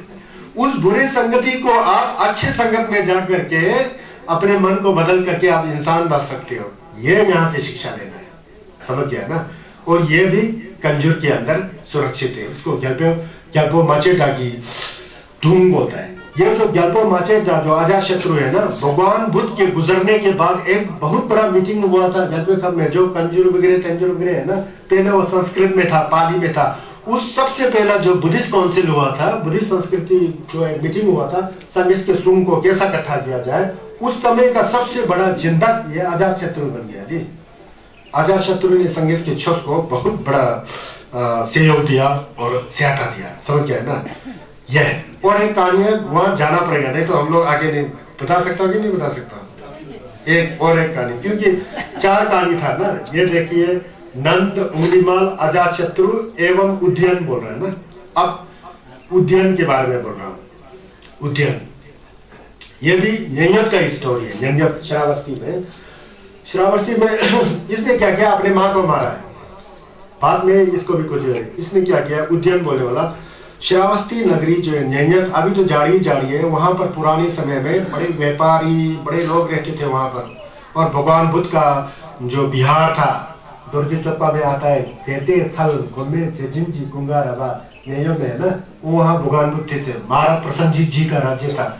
वहां पर एक सेठ के घर में पति पुत्र नहीं हुआ था। बड़ा ही पूजा पाठ गिर करके एक पुत्र जन्म लिया और पति पत्नी बहुत खुश हो गए। होने के बाद जो है पति किसी व्यापार का कार्य करता था, सोंग करता था, जो उसका पति जो है ना छोगा जो सोंग करता था, सोंग के लिए बाहर गया और अपने पत्नी से कहा है अपने पुत्र का ख्याल रखना। पुत्र काफी बड़ा हो गया था, 16-17 साल का। पुत्र का ख्याल रखना, मैं जा रहा हूँ सोंग के लिए, क्योंकि भविष्य में हमको कुछ चाहिए दान पुण्य करने के लिए, घर चलाने के लिए। फिर सोंग के लिए चला गया तो पुत्र को माँ के हवाले कर दिया। वो सोंग के लिए चला गया तो उसका एक दोस्त था, उस पुत्र का एक दोस्त था, और दोस्त हमेशा वो साथ जाता था, दोस्त उसके साथ। उस दोस्त ने एक दिन क्या देखा कि दिन में जो है एक पराई स्त्री के साथ, दूसरे औरत के साथ, दूसरे आदमी की औरत के साथ, और अनाप शनाप इशारा कर रहा था। वो लड़का जो है अनाप शनाप इशारा कर रहा था मिलने के लिए, कुछ ऐसा कर रहा था। इस पर वो पुत्र, उसको दोस्त को बड़ा शक हुआ कि ये क्या होने जा रहा है। तो उसने उसके माता से कहा, माता जी देखो आपका लड़का जो है गलत चरित्र वाला जैसा लगता है, गलत चरित्र के लड़की के साथ फंसने वाला है, ध्यान देना। दिन में तो मैं ध्यान दूंगा, लेकिन शाम को माता जी, शाम को रात को जो है आप ध्यान देना बोल ऐसा कहा। तो माता जी ने क्या कर दिया, जिसमें लड़का सोता था वो दरवाजा के पास ही अपना चपाई लगा दिया ताकि बाहर ना जाए रात को। तो एक दिन वो लड़का जो है उस स्त्री से मिलना चाहता होगा, तो रात को उठ करके दरवाजा से गया। तो वहाँ माता जी का चरपाई से लग गया, और माता जी ने मना किया, तू कहाँ जा रहा है, उस स्त्री का, उस औरत का चरित्र ठीक नहीं है, वो दूसरी की औरत है, तू कहाँ, यह है वो। उसमें बहुत ज्यादा काम था ना, उसने तुरंत एक तलवार निकाला, माता जी का कत्ल कर दिया। किसने, उस लड़के ने। फिर वो दौड़ा खून से सनसना हुआ तलवार वहां फेंक करके गया तो उस लड़की के पास गया जिससे मिलना था। वो ऐसा काम रहा है, पूरा शरीर में पसीना है, काम रहा है तो पसीना है। तो उस लड़की ने कहा कि क्या हो गया तेरे को, तू तो बहुत डर रहा है, काम रहा है। तो उसने सच कह दिया, तेरे खातिर मैंने अपनी माँ को मार दिया, लड़की के सामने। वो लड़की थी कुटिल विचार वाली, कुटिल चरित्र वाली। वो डर गई, जब ये अपने माता को मार सकता तो कहीं मेरे को मार ना दे, इतना डर गया। वो तुरंत छत पर चली गई, वो औरत जो है छत पर चली गई और चिल्लाया, चोर आया है मेरे घर में, उसको बसाने के लिए। वो वहां से भाग निकला, वो लड़का भाग निकला, जाकर के जहां पर माँ को मारा था वहां गया। फिर उसने भी वहां नाटक किया, कोई यहाँ चोर आया, मेरे माता का कत्ल किया बोल के, समझ गए, ये कर दिया। फिर उसके बाद तो क्या, उस लड़की से उसका संबंध टूट गया ना, वैसा ही। अब माता को उसने मारा, अब उसके अंदर इतना जज्बा आ गया कि अब क्या करूं, मैंने माता को मार दिया, क्या करूं। इतना दुख हुआ, वो बस सब छोड़ करके, पिता तो थोंग में है, उसको इतना दुख हुआ, भटकते गया, वो बाहर भटकते गया। एक जगह एक गोम्बा दिखाई दिया। अब गोम्बा के सामने वो बैठा हुआ था तो वहां पर एक टावा लोग कुछ पढ़ रहे थे। वहां क्या पढ़ रहे थे, गंगी दिब्बे लेजे पा गेवा हिनी डॉक्जे थे निदा टिन जुमातर जितेंद्रनी तेनंग जुर्ग के, ऐसा एक सुना था। किसी ने भी अगर बहुत बड़ा पाप का कार्य किया हो, उस पाप का कार्य को केवल गेवा से धो सकता है, पुण्य के कार्य से धो सकता है, अच्छे आचरण से धो सकता है। अगर वो धो लिया तो वो व्यक्ति उसी तरह सुशोभित होता है जैसे कि बादल की ओर से निकला हुआ चंद्रमा। ऐसा वो तोंबा पढ़ रहे थे भिक्षु लोग बैठ करके गुम्बा के अंदर। ऐसा करने पर फिर उसको बड़ा अच्छा लगा, उस गुम्बा में गया, फिर छक किया, ये किया वो किया, गुम्बा में गया ना जी, छक किया, सब कुछ किया। फिर वहां पर संगीत चुनिंदे का एरिया था वो गुम्बा में ना। एक बाबा जी से पूछा, क्या मैं गवाह बन सकता हूँ, गवाह बन सकता हूँ? उसने नहीं बताया कि मैंने माता को मारा है, बन सकता है वो। जैसे ही गवाह बन गया, उसने इतना अध्ययन किया, इतना चंडी करा, इतना प्रयत्न करा कि आज तक किसी गेलोंग और भिक्षु ने इतना चंडी किया ही नहीं, इतना चंडी करा। सब हैरान हो गए। एक दिन एक ढाबा ने पूछा, एक भिक्षु ने पूछा कि आप इतना ज्यादा चंडी कर रहा है, जमलिंग कर रहा है, बम कर रहा है, आखिर क्या है यह? उसने कहा कि मेरे से बहुत बड़ा गलती हो गया, मैंने अपनी माता को मार दिया। तो संगे चंदेंगे के तेम्बा रिम्पोछे में माता को मारा आदमी गेलोंग नहीं बन सकता है। तुरंत जो है गोम्पा से भगा दिया, तू यहाँ नहीं बैठ सकता है। माता, जिसने माता मारा हो, पिता मारा हो, ढाचोंपा मारा हो, संगे चंदेंगे के शरीर से खून निकाला हो और संघ का भेद किया हो, वो उसका अधिकार नहीं है। गोम्पा से निकाल दिया जी, गोम्पा से निकाल दिया। बड़ा दुखी, बहुत पढ़ाई किया उसने, गोम करना था, जमलिंग किया था, दूर जाकर के कहीं दूर दराज के रिमोट एरिया में पहुंच गया। वहां पर उसके अंदर ज्ञान तो था ही है। वहां मिर्किया लोग, आप जैसे मिर्किया लोग सब इकट्ठे हो गए। फिर उसने 6 सुंशी किया। ऐसा करके करके उसके छह बताने का तरीका बहुत अच्छा था, धर्म प्रवचन करने का तरीका बहुत अच्छा था, ज्ञान था ना, उससे दूसरों में फायदा हो गया। उसमें से कोई जुत्थप हो गया, कोई डाचुम्पा निकल रहा है, बड़ा अच्छा रिजल्ट आ गया। तो वहां चेला जैसा हो गया। उसके अंदर बड़ा गत्सम था कि मैंने माता को मारा बोल के, इतना गत्सम था। फिर उसके बाद वो बीमार पड़ गया जी, एक दिन बीमार गया, बहुत बीमार पड़ गया। फिर भी याद आ रहा है, मैंने माता को मारा, गलत काम से माता को मारा। फिर उसने अपने चेलाओं को बताया, और गेंद्युन पालो बैठने के लिए एक बढ़िया जैसा घर बनाओ, हॉल बनाओ, जहाँ पर धर्म का कार्यक्रम बहुत अच्छा चले, ऐसा उन्होंने बताया। तो अपना गुरु था वो, ये तो मिर्किया टाइप का था, गेलोंग तो नहीं रहा ना, वहां से निकाल दिया। फिर वहां घर बनाया, घर बनाते बनाते वो बहुत बीमार पड़ गया था। दूसरा इतने में वो गुजर गया जी, गुजर गया। तो फिर गुजरने के बाद उसको गुजर गया, शरीर छोड़ गया। उसका मन कह रहा है कि क्या वो घर बन गया, वो भिक्षुओं के लिए वो घर बन गया जैसा हो गया। तो उस समय तो वो तो न्यालवा नरमे में पहुंचा हुआ है मरने के बाद न्यालवा नरमे में पहुंचा हुआ है। फिर वहां पर क्या तेरा भिक्षुओं के लिए घर या भवन, एक इतना बड़ा हथौड़ी लोग इसके सिर पर मारे, तू तो न्यालवा में है बोल दिया, ठक करके मार दिया। ठक करके जैसे ही मारा, वहां से ध्यान हो गया, लाइन में चला गया, समझ गया, मार गया। क्योंकि माता मारने के दिक्कत से उसको न्यालवा में जाना पड़ा ही पड़ा है, लेकिन पड़ा सिर्फ 1-2 सेकंड के लिए। क्यों? जब वो गेलोंग बन गया था ना, वो इतना धप्पा दम से, इतना पश्चाताप से मैंने माता को मारा बोल के गप्पा करके गसन से किया ना, उस छोस के पावर में जो है, छोस के उसमें जिल्लत ज्यादा हो गया। लेकिन एक क्षण के लिए, जैसा फुटबॉल को नीचे करेंगे ना, धक करके तुरंत ऊपर आता है ना, उसी की तरह एक बार न्यालवा में पहुंच गया। वहां से जैसे मारा यम के चेलों ने, तो तुरंत वो लायुल में चला गया। लायुल में जन्म हो गए तो पता लगा अब तो मैं भगवान का दर्शन कर सकता हूँ। फिर दोबारा ला के बॉडी के साथ, देव बॉडी के साथ, देव शरीर के साथ सांबोलिंग में आकर के संगे चंदेने से छुई लिया बोलता है, छुई ले करके और युजुक हो गया बोलता है। समझ गया ना मेरे कहने का मतलब? ये 4 स्टोरी बोलना था, ये बताने का मतलब हम लोग लोभी है, क्रोधी है, दिक्चन है, वो भी है। क्यों? बुरी संगति से। बुरी संगति को छोड़ करके धर्म के रास्ते अच्छी संगति में जाकर हम लोग क्या कर सकते हैं? स्वयं को बदल करके अंगुलीमाल जैसा बन सकते हैं, उदयन जैसा बन सकते हैं, प्रियदर्शी जैसा बन सकते हैं, है ना जी। और नंद संग चंदन के इसमें कहीं क्रोध का विषय होगा, कहीं छप्पा का विषय होगा, कहीं अहंकार का विषय होगा, उसको हम छोड़ना है। भगवान बुद्ध को, धर्म को सुनने के लिए जो है बहुत बड़ा स्वरम साक्षी करना होना चाहिए। पूर्व जन्म से हम लोग ने बहुत स्वरम साक्षी किया होगा, इसलिए इन कथाओं को सुनने का मौका मिला। ये मौका भी हमेशा नहीं मिलता है। तो कहते हैं कि पढ़ने का मौका जो है और सुनने का मौका जो है बड़ा ही दुर्लभ होता है, वो हमें मिल रहा है। थोड़ा समय ज़्यादा अधिक हो गया, और जितना हम लोग ने आज पुण्य कमाया इस शख्स के प्रवचन को सुनकर, उपदेश को सुनकर, उस पुण्य से समस्त जगत के जीवों का कल्याण हो, चाहे जल के हो या थल के हो या आकाश के हो या जहाँ भी हो, सबका कल्याण हो, सबका भलाई हो।